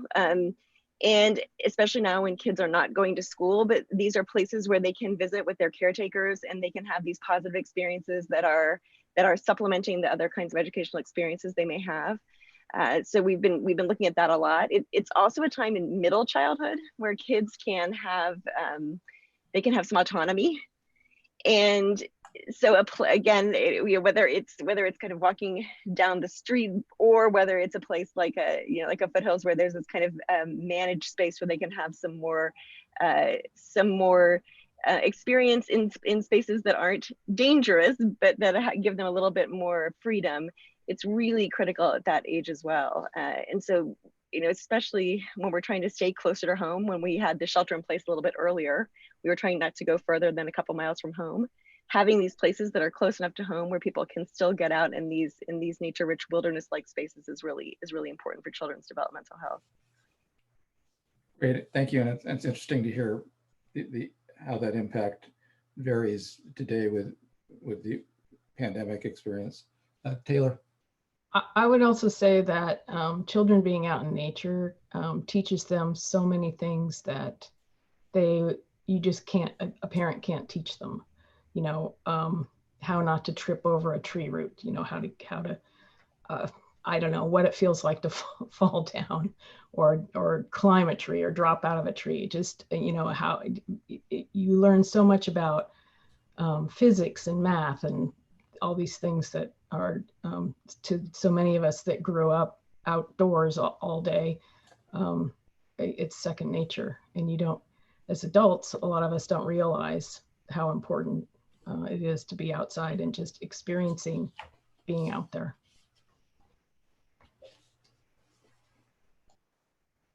Alex. So I agree wholeheartedly.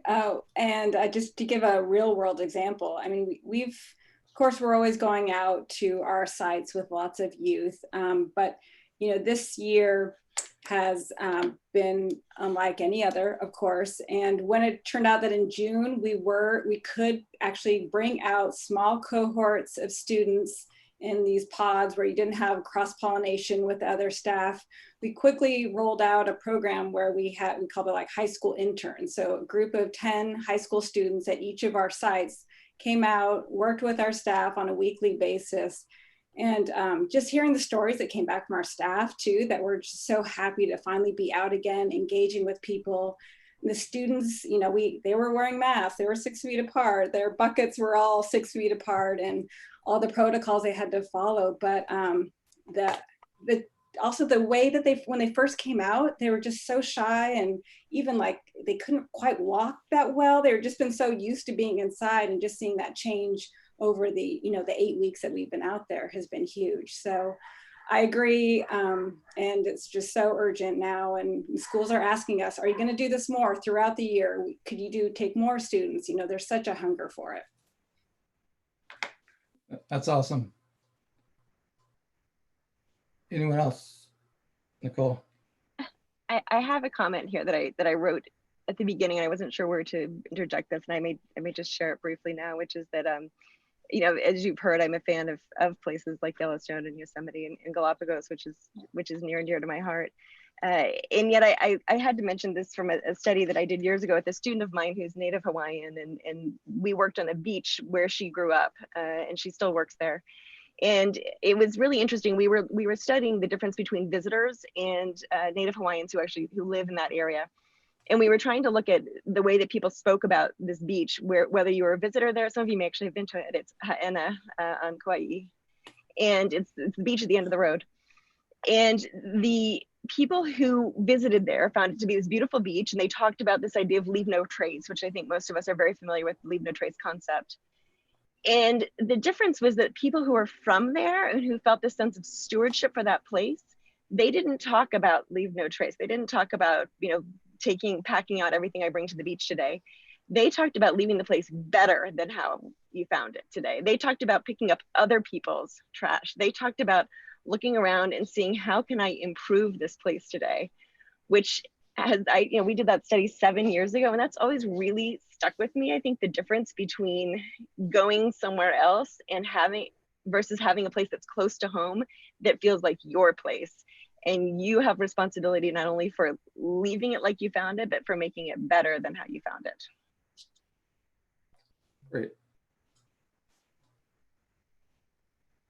Okay, let's move on to our final question. And I'll ask each panelist to comment. What are the 3 most important points you would emphasize to help the community and City Council with their decision about Foothills Park access? And please draw upon the important lessons you've learned from your personal experience at Foothills Park.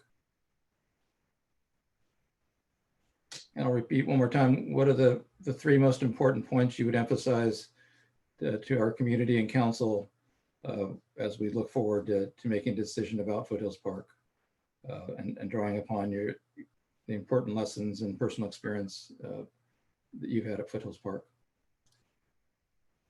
Anyone volunteer to go first? Lester? Sure, I'll go first. Whatever changes are implemented, I think one of the most important things is to be very careful and cognizant of the actions that are taken I particularly can't emphasize enough staff well-being. What I love, and I assume it's still printed, I love our open space preserve map, the one overall map that shows all of open space in relationship to the city. And what's so impressive about that is when you look at the whole map, you see the green for the open space areas and you see the white for the rest of the city limits. But what's so unique about that is the open space preserves are approximately 1/3 of the acreage of all the land in Palo Alto. So you have a staff of, approximately 10 with seasonal and full-time staff to maintain 1/3 of the city. Now, granted, a lot of that is let's say, undeveloped remote areas of the park. You're not going to have a ranger go out into the marshland of the Baylands to do much, nor are they going to go up on the hillside of Foothills Park. But still, that's a huge amount of area, a huge amount of trails and resources for a small staff to maintain. And any significant changes to the operation of Foothills Park does have an impact on staff. So staff well-being is the first concern. And then just being very careful about implementing changes, very methodical, so that we don't have the environmental impacts that could take decades to heal if you were to have damage to native habitat, rare plants, all of a sudden an increase of non-native seeds brought in by traffic that was not normal. So that's probably my primary concern. Thank you. Tay. I would say, take care of the preserve. Spend the time and the money to do this right and to take care of the preserve. And make sure that you have a program of adaptive management so that you can reverse issues, take care of them right away, and evolve this into a great community asset. I think a continued great community asset. I think you could open it to non-Palo Alto residents and still keep a nice preserve.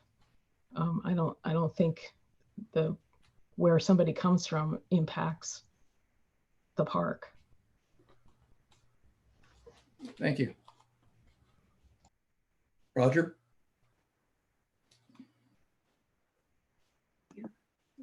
Well, as I mentioned earlier, I do not think additional traffic in the park helps anything. The park does not benefit from that at all. I agree fully with the children that can come, and I think that's a great asset that we're providing for our Palo Alto residents. So I just think that we have to be very, very careful. My wife has a saying. She says, "Trend lightly." In other words, really think about what we're going to do and the effect. I had not, Lester and the other people, I had not thought about my shoes bringing in other things or my tires. And again, that comes back to the increase in people is going to increase that. The other thing that being an old banker, I'm really concerned about the money. And in fact, I'm going to visit with our friends at the Palo Alto Parks to maybe start a fund for things that need to be done at Foothills Park Preserve. And money is just tight, and I think we would have to do it right, and it would be very hard to do this when we're laying off people in the city. So thanks.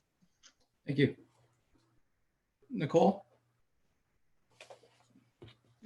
First of all, thank you so much for this very thoughtful and thought-provoking discussion. I really appreciate all the points that have been made. And I, as someone with a background in natural resource management and my PhD is in forestry and social ecology, so I completely agree that this is not a decision, nor is any land management decision one to be taken lightly. And I think that we have such a great benefit of all the nonprofits that are around here and our incredible parks team. So I think my first point is to really take full advantage of the incredible expertise that we have here, to think about the ways to do this responsibly and also leverage the many people who clearly care about this. I mean, I hesitate to even go there, but I would say I'm blown away by how many people have been part of this discussion, which suggests to me that many, many, many people care about this.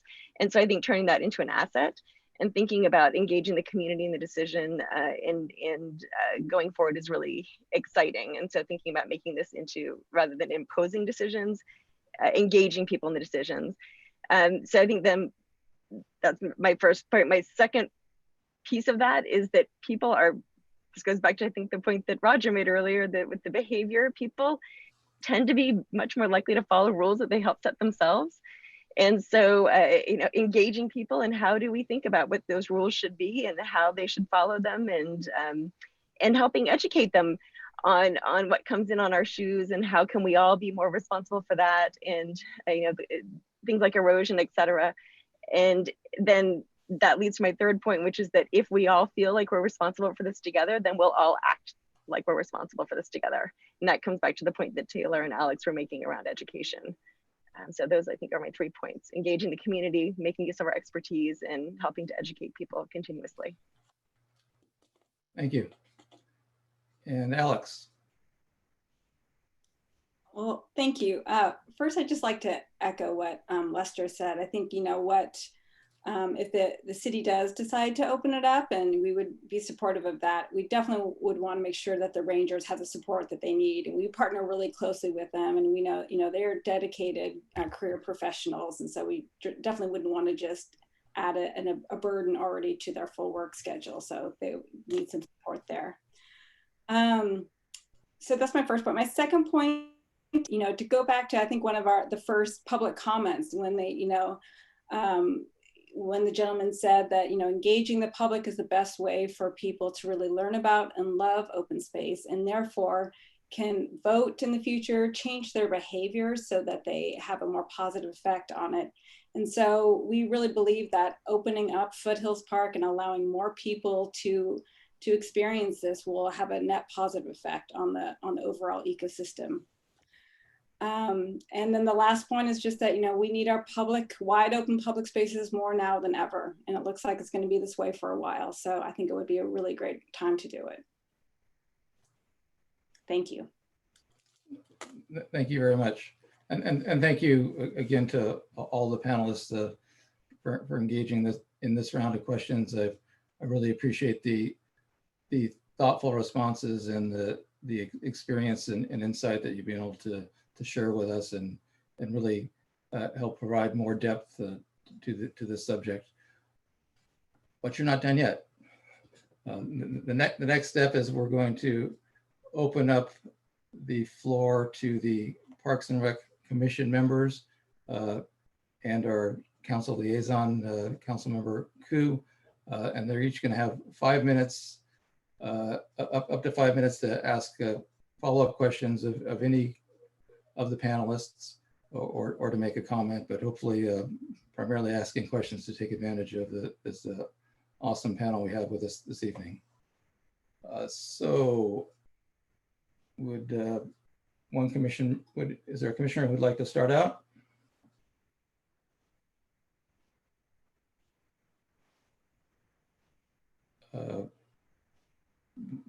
Vice Chair Cribbs? Oh, thank you very much. I was just going to say I'm happy to get to start off as I got myself off of mute. I too would like to thank the panelists. I really learned a lot. It was so interesting to hear from the wildlife to the invasive species to the environmental education, and everybody's very, very careful in thoughts about this subject that we find very challenging. And for me, it is really simple. And so I will be very quick. Foothill Park is such a special place. And I think we all want it to continue to be the place that it's been ever since I was a little kid and went there. And so I think that there are just two very simple things. One is that the ordinance that exists now allows 1,000 people in the park, but it also dictates who those 1,000 people can be. And I find that, as I've said before, to be not acceptable. I think we need to change it and open the park to our neighbors. So that's first. But secondly, because it's such a special place, we need to take advantage of all of the resources that we have, the staff, all of the nonprofits, to make sure that people have, everybody has amazing education so that they can continue to appreciate the park and take good care of it and be responsible for it. I absolutely loved some of the comments that were made tonight, and I hope we can all take them to heart, because we really are, as a community and a region, all one family. So thank you again for letting me have a couple of minutes to speak. And again, thanks to the panel. Jeff, thanks to you. And also thanks to the staff who spent so much time putting this panel together. Thank you. Thank you, Ann. David.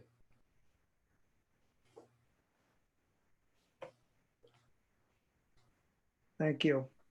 I'm going to use the 5 minutes in this similar way to the last question you asked about the 3 most important points, because I've learned a whole lot, and I really, really appreciate the panelists.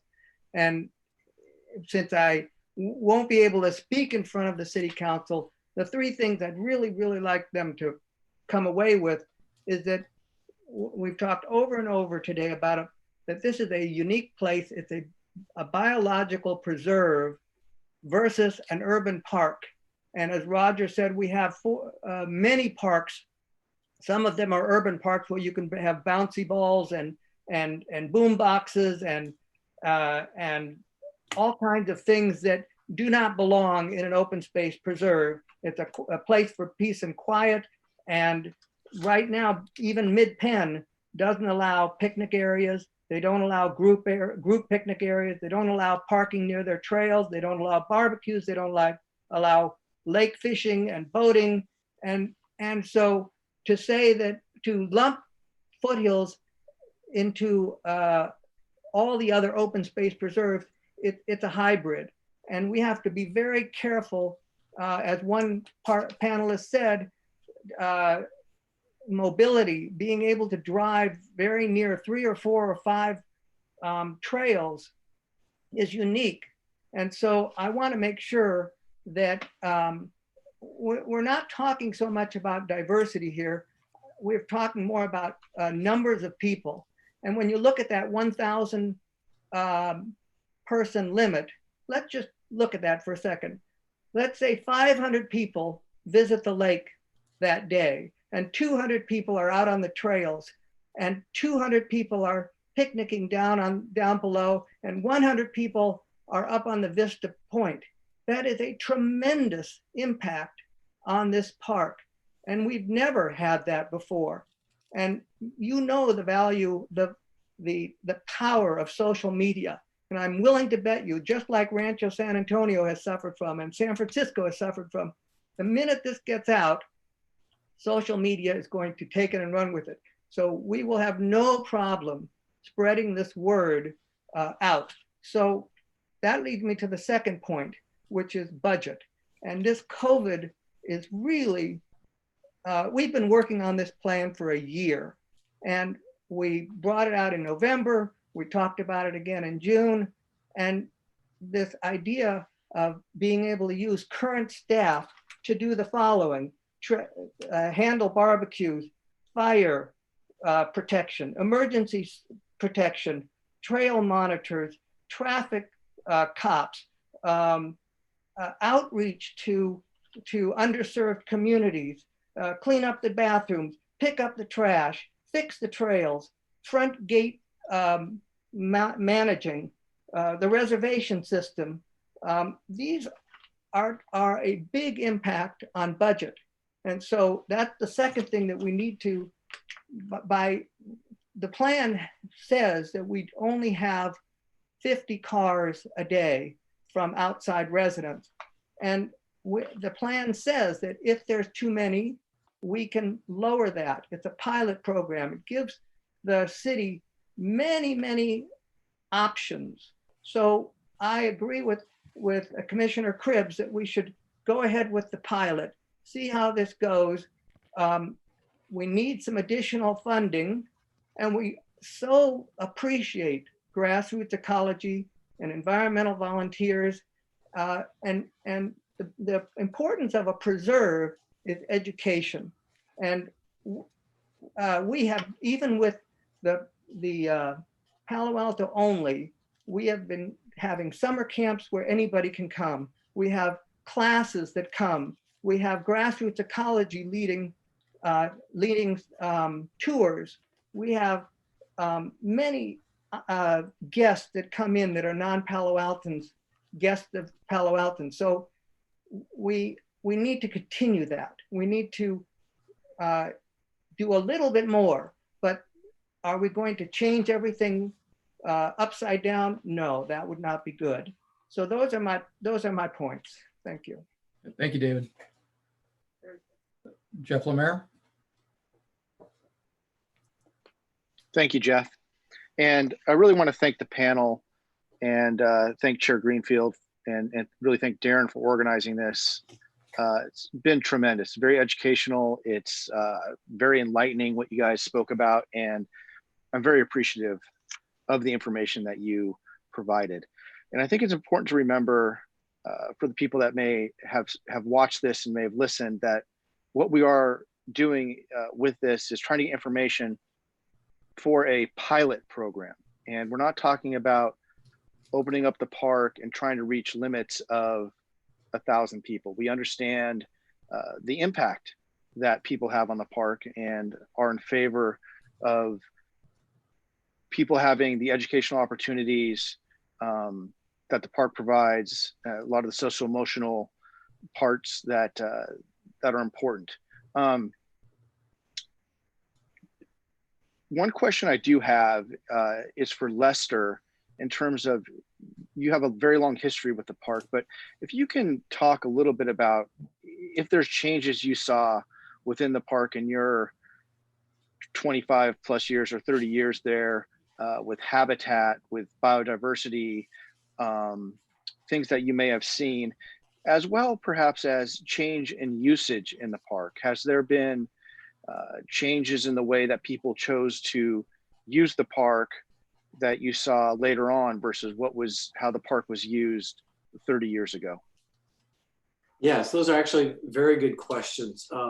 There has been significant changes in use patterns over my 30 years, primarily in families. Early on, even before my time, Baranda Lake was heavily used by the small sailboats. Think about early on, 30 years ago, there weren't computers, there weren't video games, there weren't a lot of external recreation activities. Mountain bikes, I think when I was a ranger at Redwood National Park, were just starting to be hand put together. There weren't mountain bikes, so there weren't mountain bike trails. So visitor use patterns has changed dramatically. It used to be that Foothills Park would close on Easter Sunday because it was so heavily visited. That's when we would reach maximum capacity and we'd have to close for a period of time. That never happened in my career because the patterns had changed. We have a lot more family groups coming up to picnic, and they're concentrated in the lower valley of the park around the lake, and primarily Orchard Glen, Oak Grove group picnic area, and out on the lawn. The hillside picnic areas are less desirable, and we've actually reduced those picnic areas over the years, and because of fire hazard and the fire management plan reduced the number of picnic tables and barbecues up against the woodland. So yeah, visitation has changed. And of course, we get newer activities. Not that mountain bikes are an issue in Foothills Park, but they are an issue in the Pearson-Arastadero Preserve. And there was always a concern that they would spill over into Foothills Park. The same for Los Trancos Open Space Preserve. And there will be new recreational activities, I'm sure. I had to ask Darren to make sure that off-road segways didn't become a thing in the Bay Area, because I know that was a concern before I left, because they were just starting to come out with the big knobby tires. But yes, I would say there's more family groups that concentrate on picnic in the lower half of the area, and there's more hikers. We definitely have an increased visitation in hikers. Luckily, because of Actera, excuse me, so used to Actera for so many years, because of the work of our environmental groups, the habitat has improved over time. We've become, as rangers itself, much more knowledgeable as time has gone on. So we have improved the habitat. The fire management plan is much more careful than early fire clearing. We have Tay Peterson and her group have been involved in many projects that we do to make sure we do it right, because we're not experts in all areas.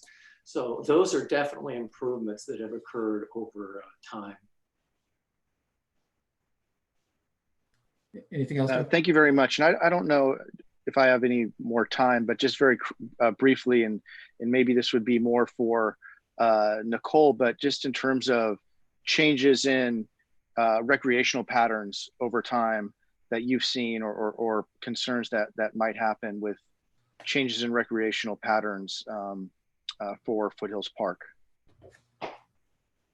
Yeah, that's a great question. I mean, you know, Lester, I think, can speak to the recreational pattern changes specifically for Foothills.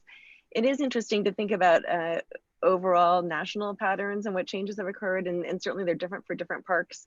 And there are trends, and I'm happy to share papers with you afterward if anybody's interested in this kind of stuff. I do on weekends, you know, reading these journals.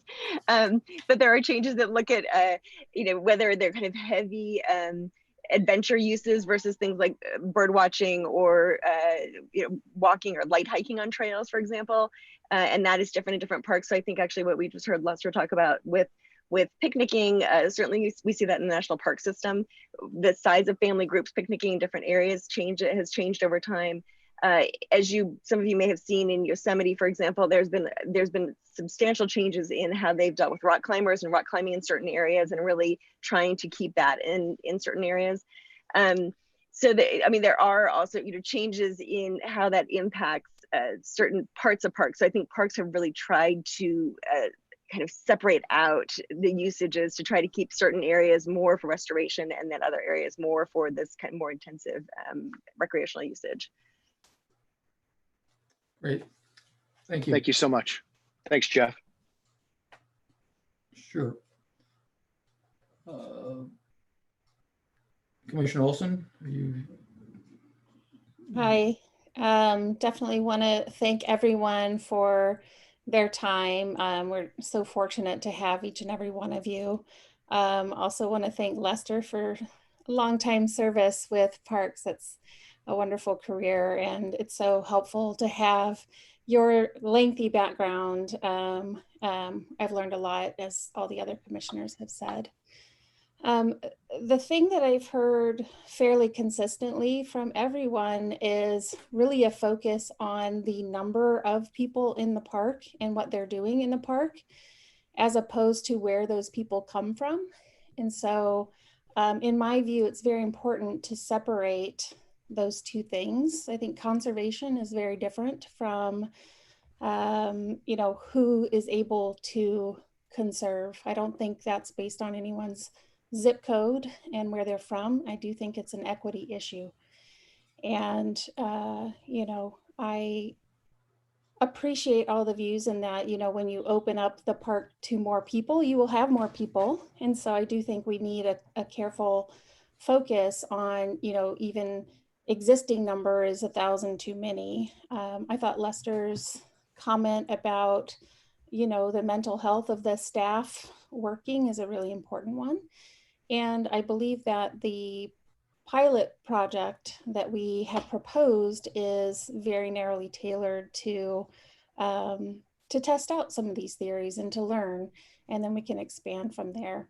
I would also be very comfortable if the council decided to separate the two things and say, hey, you know, let's take away the zip code requirement and focus on how many people should really be in the park and what they should be doing. So I don't have any particular follow-up questions for folks, but I appreciate your time, and thank you so much for contributing all your expertise and educating all of us today. Thank you, Jackie. Keith. Yeah, thank you again. You've done a very good job. I am concerned about the additional visitors. I'm more concerned about the number of the visitors than the fact whether they're from Palo Alto or not. To me, this is an environmental issue. We have to be really worried about the impacts that these additional visitors will have on the park. So Lester, I have a question for you. With your experience at the park, can you judge how a person impacts the wildlife, whether they're on the lake or whether in the meadow or whether on the trails? Do they have roughly the same impact on the environment, or is one more impactful than the other? That's a good question.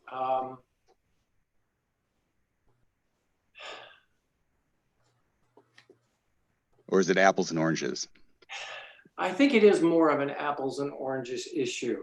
Well, for example, dogs. Dogs are allowed on a leash on the weekdays, but prohibited on weekends and holidays. So, and dogs have a huge impact on wildlife. Just the presence of a dog, of course, being a natural predator for deer, will cause deer to flee or leave an area or not come into an area. Certainly, more people in one particular area is going to keep wildlife away, disrupt wildlife patterns from a quieter location, for example. So,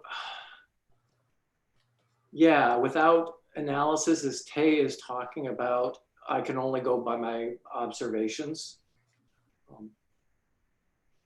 I think one reason it's apples and oranges, Keith, is that the trails are a very different environment than the open valley. And so you find different wildlife there, and you find the startle factor much greater. As you come around a bend, there's the deer that may bolt in the wrong direction right towards the mountain lion or something like that. So that's why they're apples and oranges. Okay, so bottom line, when we're evaluating the impact of these people, we should be counting how many people are at the lake and how many people are in the valley and how many people are on the trails, or do we just count the total visitors?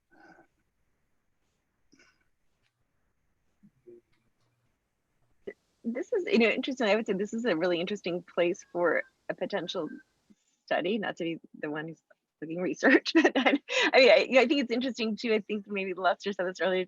It may also, and I think Jackie mentioned this too, it may also be the activities. So for example, somebody who's, or even a small group of people who are respectfully and quietly moving along a trail may be less disruptive than one or two people who are acting disruptively in an open area down by a picnic table. So I think it's a combination of numbers and activities and behavior, whether the behavior is wildlife appropriate in that particular setting. Yes, I would say that's a very, very valid point. I mean, this is so hard to quantify. Ideally, we would be able to quantify this and say, this is the impact that these people have, and we're going to count the numbers and estimate the impact, but it's so qualitative. It is. Taylor, do you have a comment? I would agree. It is qualitative, and that's a lot of, you can try and quantify it. Like animal behaviorists will sit and watch a behavior forever, day after day, to see what the patterns are. And I guess you could do that with the humans rather than the wildlife. It's going to take a little thought, but I'm sure there's a way that you could measure it. Okay, and I have one more question. Right now, our visitation is very lumpy. We have these huge number of people on the weekends and not that much on the weekdays. And it'll get even more lumpy with additional people because most of the new people that we're attracting will be on the weekends. How does the wildlife respond when you have this lumpy? And, Lester, you talked about how it's quieter during the week and they come out. So when we're trying to look at the impacts of the park, is it the average over the whole week? If you're looking at the long-term effects on the wildlife, is it average over the week, or is it the peak day over the week, or is it the peak hour? What would you look at to try and estimate the impacts that this would have on the wildlife?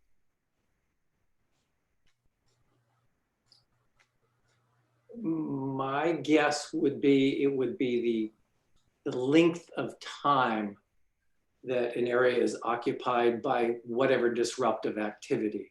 So whether it just be sheer numbers of people or people out on the lawn, for example, spread out, doing their social distancing, but then that prevents the deer from wandering through the meadow, or larger groups out on a trail, or a large group picnic activity that's quite bolsterous just because of the sheer number of people and the number of people talking would have more of an impact.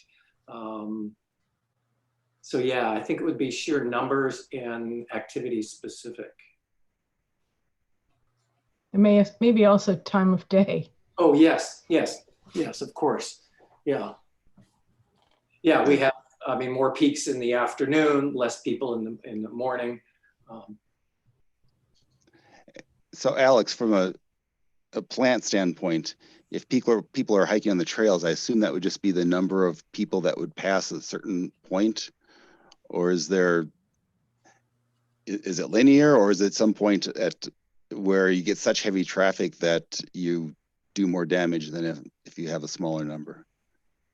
Yeah, and when you were asking these questions, I was thinking about that too. From a plan perspective, having more people on the lawn or at the lake, where they're concentrated. Excuse me, Alex, we can't quite hear you.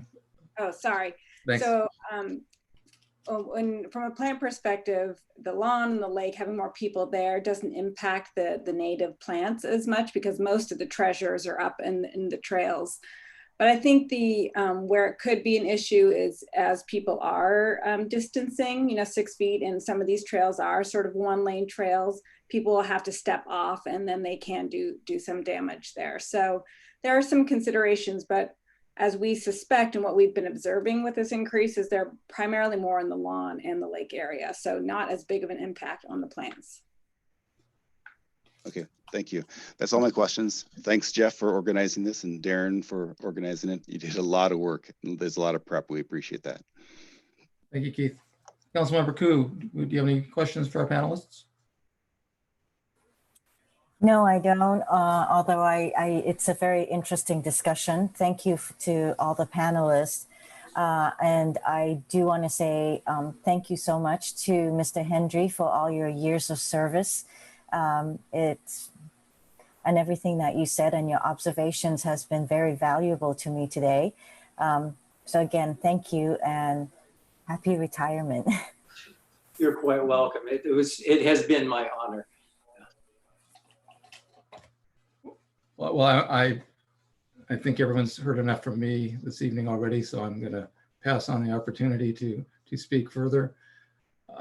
Other than to again thank this wonderful panel that we've been able to assemble this evening, gotten really very important and insightful guidance from each of you, and a lot of frankly, I'd say unanticipated areas, which is exactly what we're looking for. I have to thank staff as well for all of the work that they put into this. We've been working alongside of you a lot of the time, but I know for every hour I've put into this, staff's put in many more. And thank you very much for helping pull this off. And thank you to Ed and Kristen for your support of this event. I think it's been very productive and very useful. Look forward to more opportunities like this, and really appreciate the time I've been able to spend with all of our panelists this evening. And thank you to the members of the public who commented as well. I think all I can say is thank you, and we appreciate things, and we'll see where we go from here. Thank you very much. Chair, Ed, please. This is long. We do have 2 attendees with their hands raised. So we had an opportunity for the public to speak earlier, and that I don't think it would be appropriate to hear from the public further at this point. Ed, did you have a comment? Yes, Mr. Chair, if I could, and perhaps independent of your decision with respect to the other commenters. I would like to just offer an observation based on tonight, and once again, just to reiterate everyone's appreciation, both for the panel as well as the commission holding this. I do want to go back and perhaps to put just I'll call it a staff context on the conversation tonight, to reiterate a point that Professor Ardwin made regarding the leave it better than you found it perspective. And I really think that that's a tremendously insightful comment, especially as we're talking about this issue, because I really believe that it is a shared motivation for everyone that is involved in this conversation. Whether it be from an environmental perspective, an environmental stewardship perspective, as well as has been mentioned a couple of times here this evening, from a social perspective. And so the question perhaps ultimately that this City Council will be wrestling with is how best to leave it better than we each found it. And to a certain extent, it could be seen as a binary choice of whether it's to limit access to Foothills, or is it to share access to Foothills? And the real question of how best to manage either of those, and perhaps there is a in the middle, as has been suggested by the Parks and Rec Commission. So I do believe that that's a really helpful perspective through which to think about both the question ultimately before the council, but also the information that this panel and this discussion has brought forward for us as a community to consider. So thank you each, and in particular for that comment to help us put this in context as we move this conversation to the next phase. So Chair, just thought that might be an important comment to share. Very helpful and appropriate. Thank you for chiming in. This is Lydia Koo. I'd just like to follow up with what the city manager had said. So this has been a insightful discussion. At the same time, you know, while it opens up for council to have further discussion, there is also the aspect of ensuring that we do have the funding in order to support all the infrastructure, the staffing that is going to be needed, to ensure that the trade-offs, you know, in terms of mitigation and so forth, is going to be there in order to ensure that our environment is going to be intact. And in addition to all of that, the nature, the natural aspect of this whole endeavor. So while I appreciate the conversation, I think that you do have to have the conversation also in regards to funding, especially after our 40 million, 39 million budget reduction. So I do want to put that as a point to consider as well. Thank you.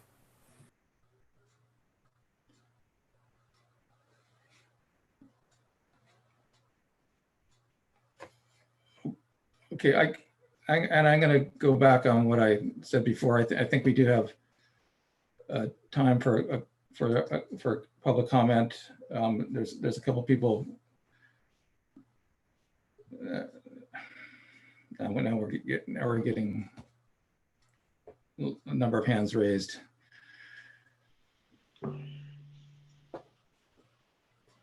Okay. Nature of an issue that people care passionately about. So thank you for your time. All right, let's allow public comments for the four people that have their hands up now. I'll give you 3 minutes, and if you can keep it to less, all the better. Thank you. Thank you, Chair Greenfield. We have requesting to speak the following, and then we will close the speaking period. It will be Winter Dellenbach, to be followed by Rabbi Amy Eilberg, to be followed by Carlin Otto, and last speaker will be Jill Onan. And Winter, if you could begin your public comment, please.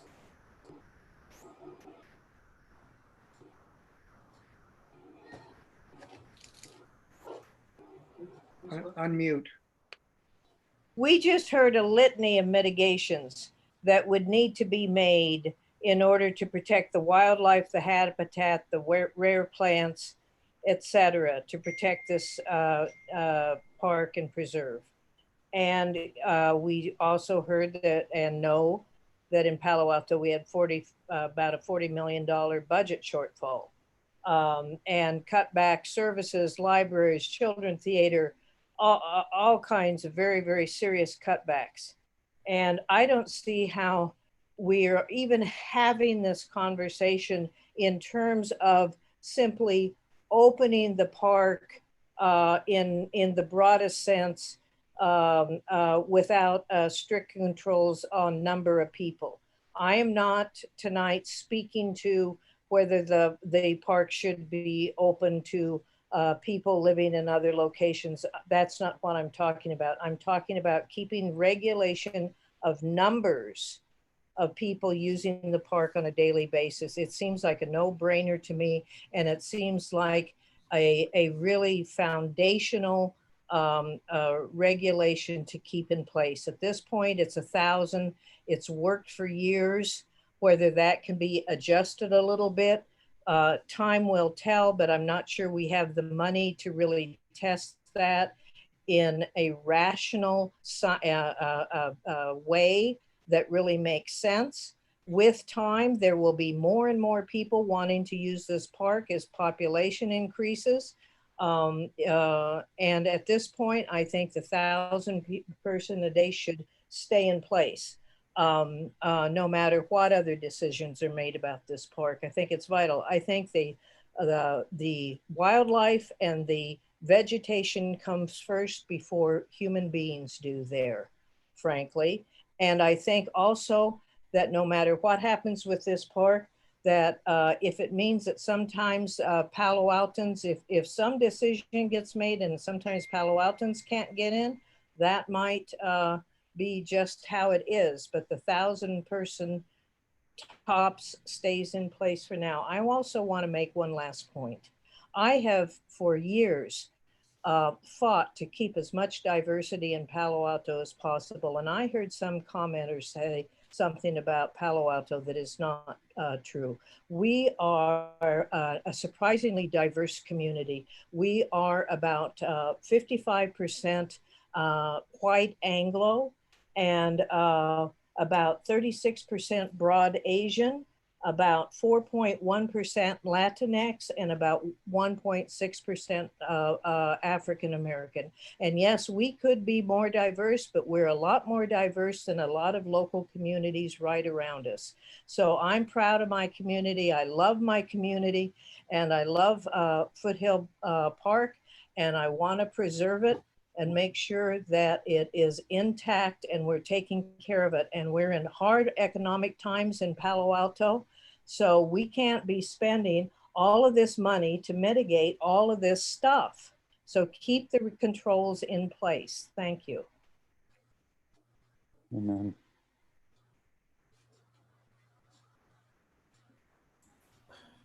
Thank you, Winter. Next, we have Rabbi Amy Iberg.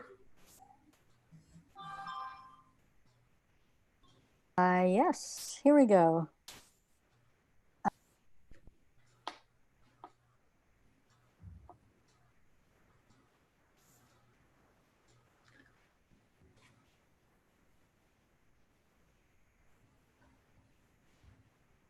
I'm having trouble. Can you hear me? Yes. You can, Rabbi. Great. Thank you so much. I'm actually a resident of Los Altos, but I, for 30 years, have been a very active member, teacher, and service leader at Colomet congregation in Palo Alto. And first, I want to echo what's been said about what an extraordinary learning opportunity it was, especially for in these areas. I'm a layperson, so I learned a tremendous amount about land management and a whole host of issues. So I thank you for the opportunity for learning. And I heartily agree with everything that's been said about the profound need to protect the park. And I do want to speak for the people. This park does not exist in a vacuum. This park exists in a town. I appreciate the numbers that the previous speaker articulated, but we all know that there are good historical reasons why Palo Alto is less diverse than surrounding towns. At this point in the 21st century, we're in the middle of a civil rights uprising, racial justice uprising in the Bay Area and around the community. It's really a stain on Palo Alto to have a policy that has disparate impact. I think nobody who's studied the history at all thinks that the original decision was made to exclude people of color, but the current policy without the proposed changes does have disparate racial impact because of the unique demographics of Palo Alto. I'm all for preserving this gem of the park, but we also must preserve the gem of the values and the people and the community of Palo Alto, and to have continue to have a policy that has racially disparate impact is simply unconscionable and reflects badly on us as a community. Thank you so much.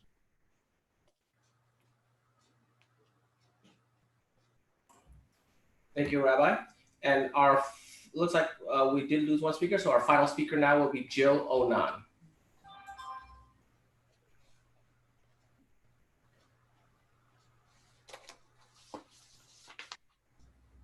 Jill, if you would please unmute.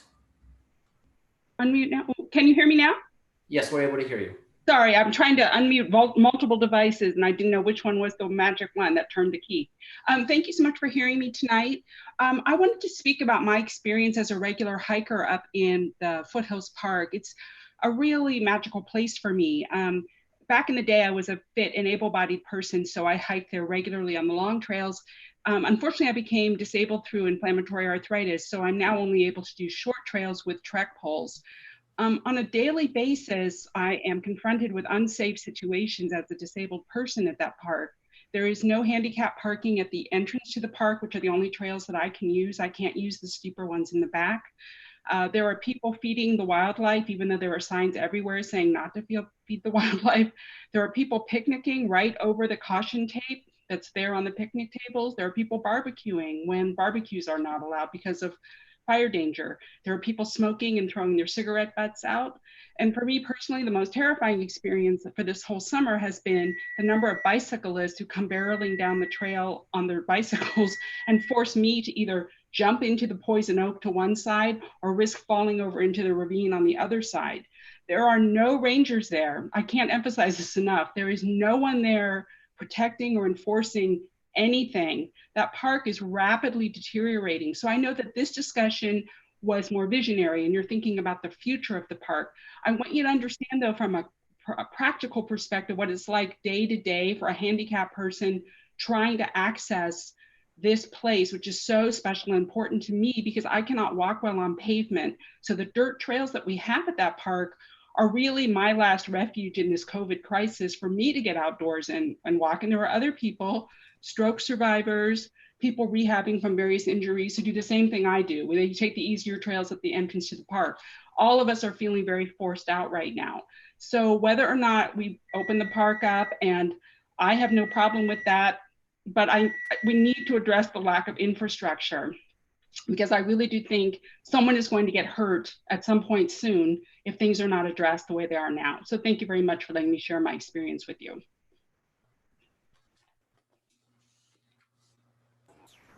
Thank you, Jill. And Chair, that concludes the final speaker. Thank you, Lom. And thank you again to all of the superb panelists we've had, and again to the staff for your support, and to the commission members as well. I think I started out saying I was hoping we'd gain a deeper understanding and appreciation of varied perspectives and complex issues, and I think we can definitely check that box. So thank you again, everyone, and I'm going to close off this discussion and move on to our next item on the agenda. Thank you very much.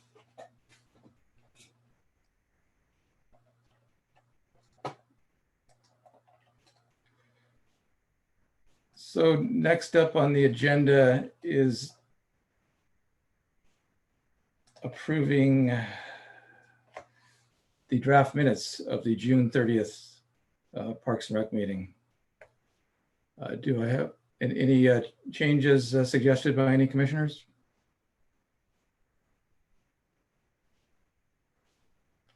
Do I have a motion to approve?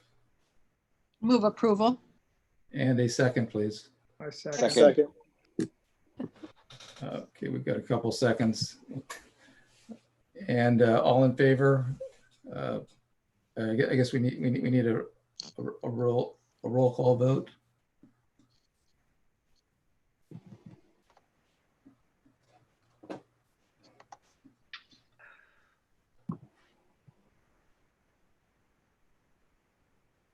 Catherine, can you call for a vote, please?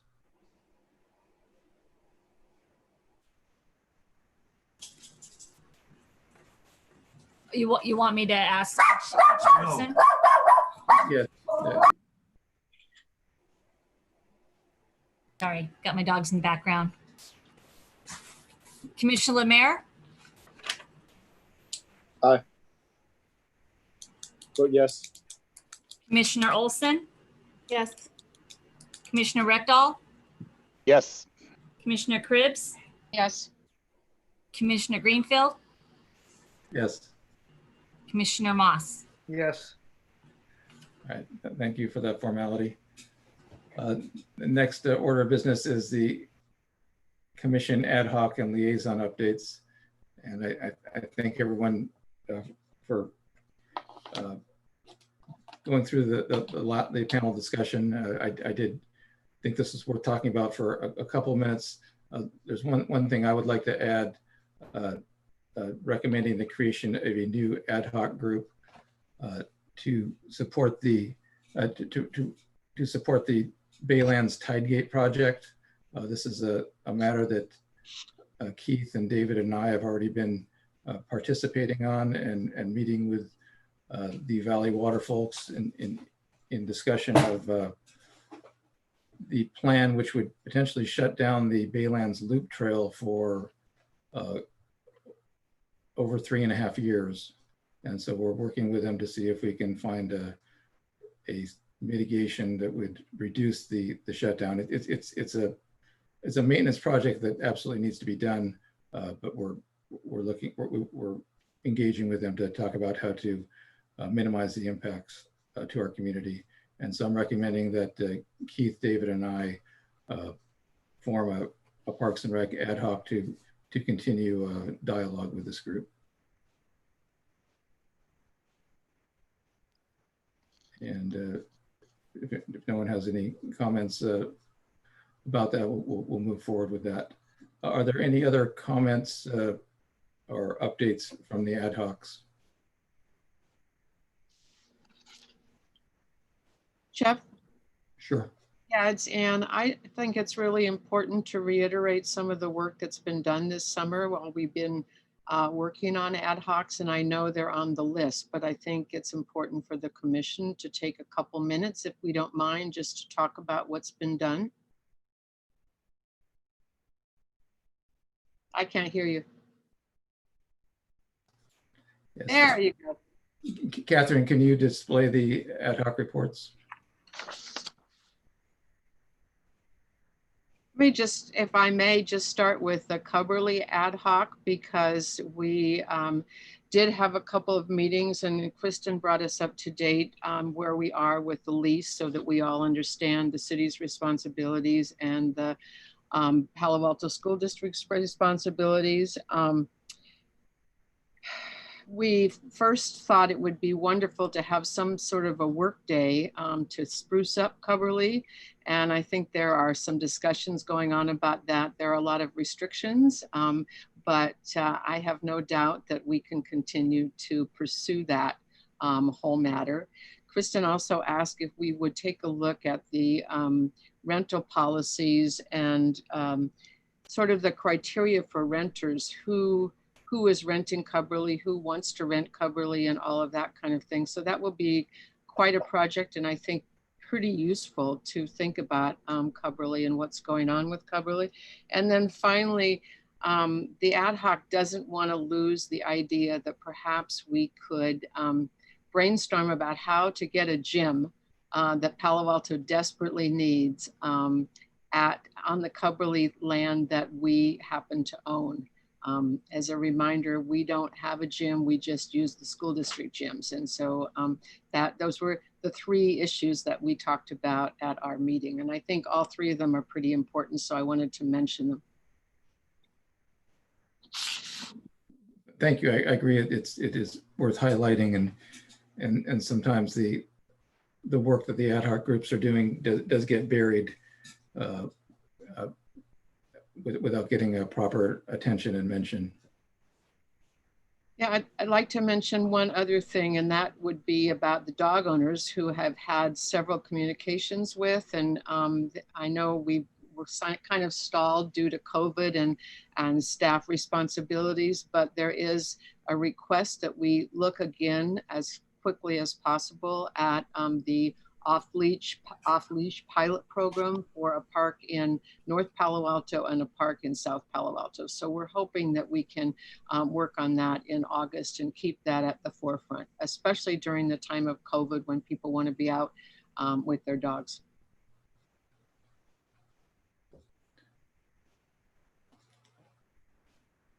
Thank you. Any other comments and updates?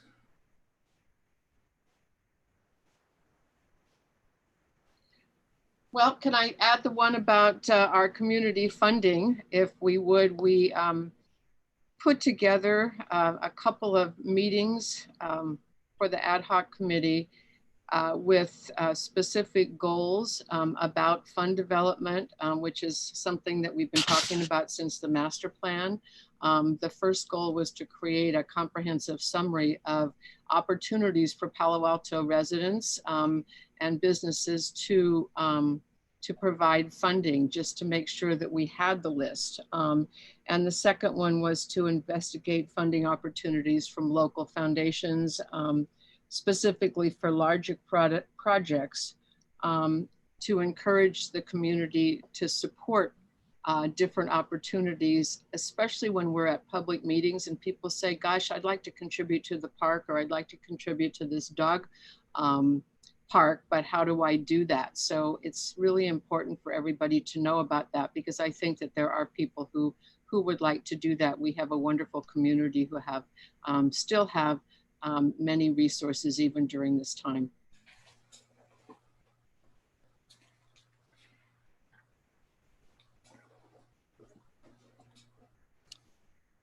Thank you. Anyone else?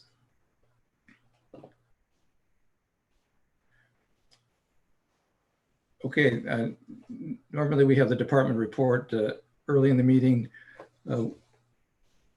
Given the nature of this evening's meeting, Darren sent out his department report in advance to us for review. Does anyone have any questions for Darren about the report?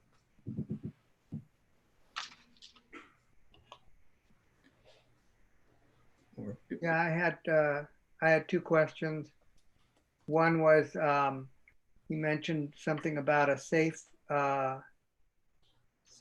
parking program, and I wanted to know what safe parking program was. Thanks, Commissioner Moss. This was brought up at one of the previous commission meetings. It's a planning endeavor. We're looking at a lease with the county to run a safe parking program where vehicles could be parked 24/7 in this area. The area that they're looking at and working with is in the Gang Road site. This is near the Baylands Athletic Center and closest to the temporary fire station. This is a fenced off area separated from the Baylands Athletic Center. And so they're working right now with the county on the lease and the details on what that might look like. And who would use that? Program participants in the safe parking. So people who sign up that don't have homes and live out of their vehicles. Okay.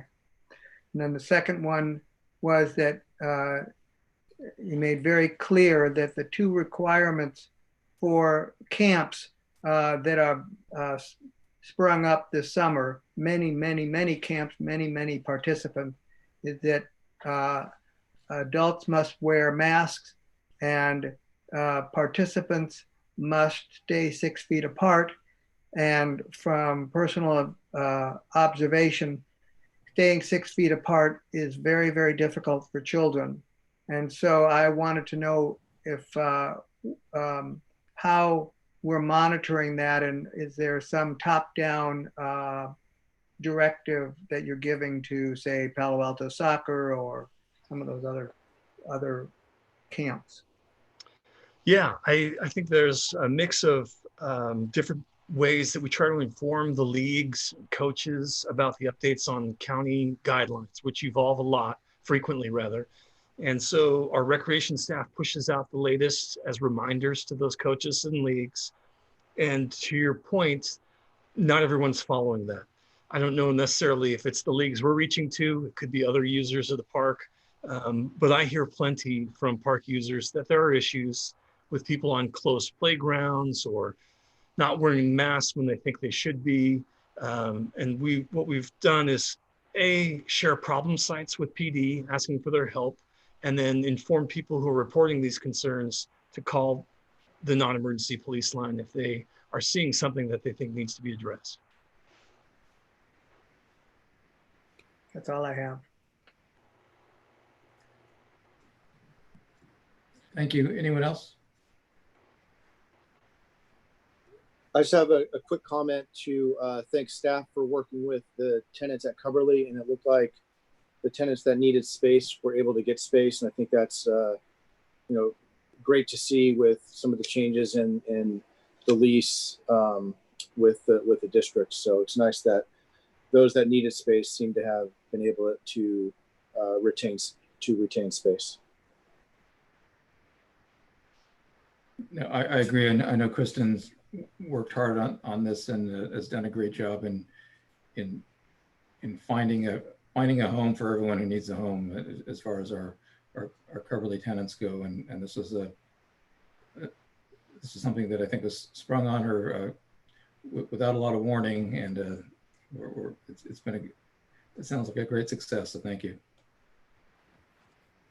Thanks for that. I wanted to, my lighting is really poor right now, but I wanted to just say thank you also to the school district, because they did initially say they weren't interested or didn't have the capability to rent out space or lease space to some of the tenants that were on their property. And then they, I think, realized that it was quite a hardship for these tenants and for the city to find space for them. So they actually ended up leasing some space to tenants, and they're also renting space to some of the hourly tenants. So that has been a huge help for us as well. It's great to see the partnership working. Yes, exactly. Thank you. Anyone else? Thank you, Darren. Appreciate the detailed report, and thank you again for all the work in pulling this event together. Thanks so much. And Chair, if you don't mind, I just want to acknowledge the Chair and Vice Chair. We spent a lot of hours planning and talking together, and they did so much. So I just want to thank you both very much, as well as the ad hoc and all the other staff on the line with Kristen and Lom and Catherine. Thanks. Thank you. Thank you, Catherine, as well.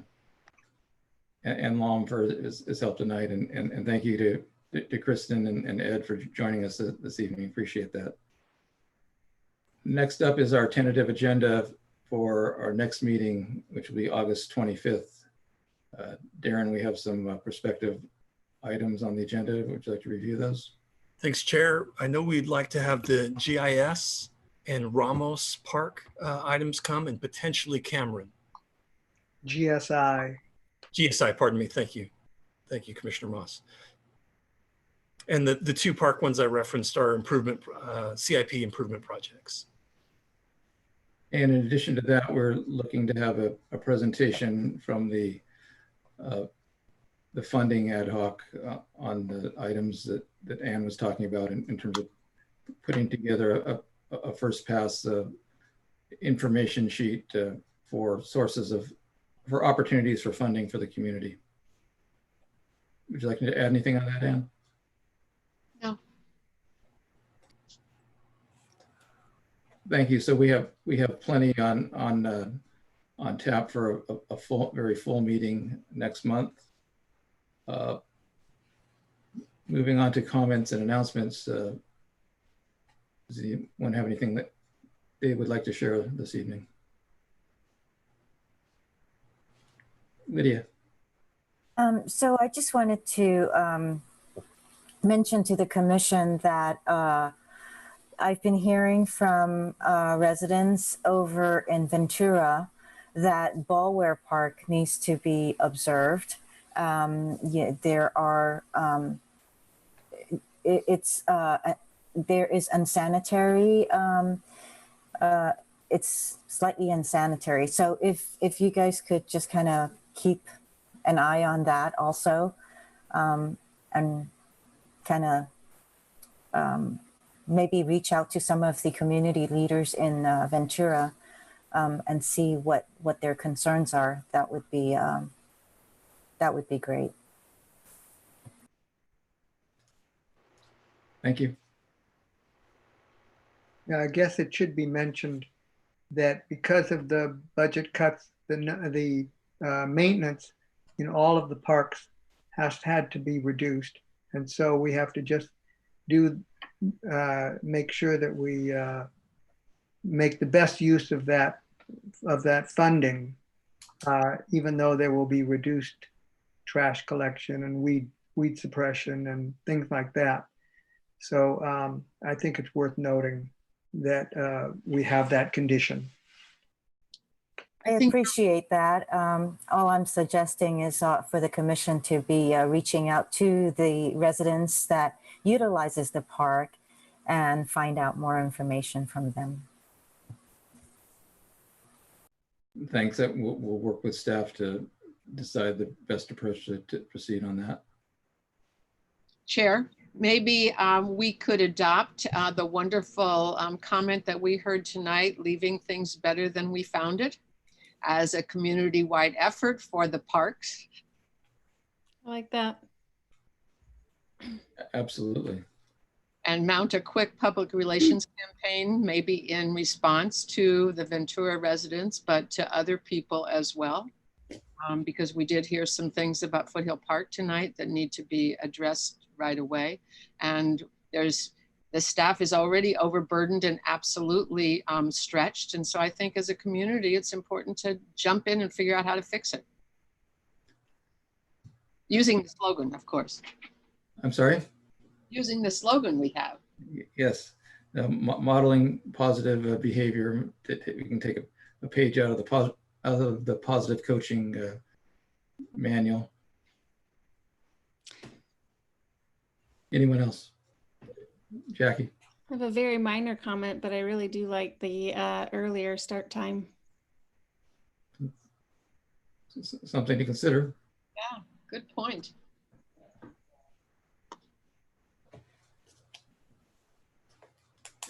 Anyone else? Thank you. Thank you very much, everyone. The commissioners, the staff, and the members of the public who are still with us as well. We appreciate and enjoy having an audience. And I think let's all go out into the community and leave it better than we found it. Good night. Thank you. Thank you.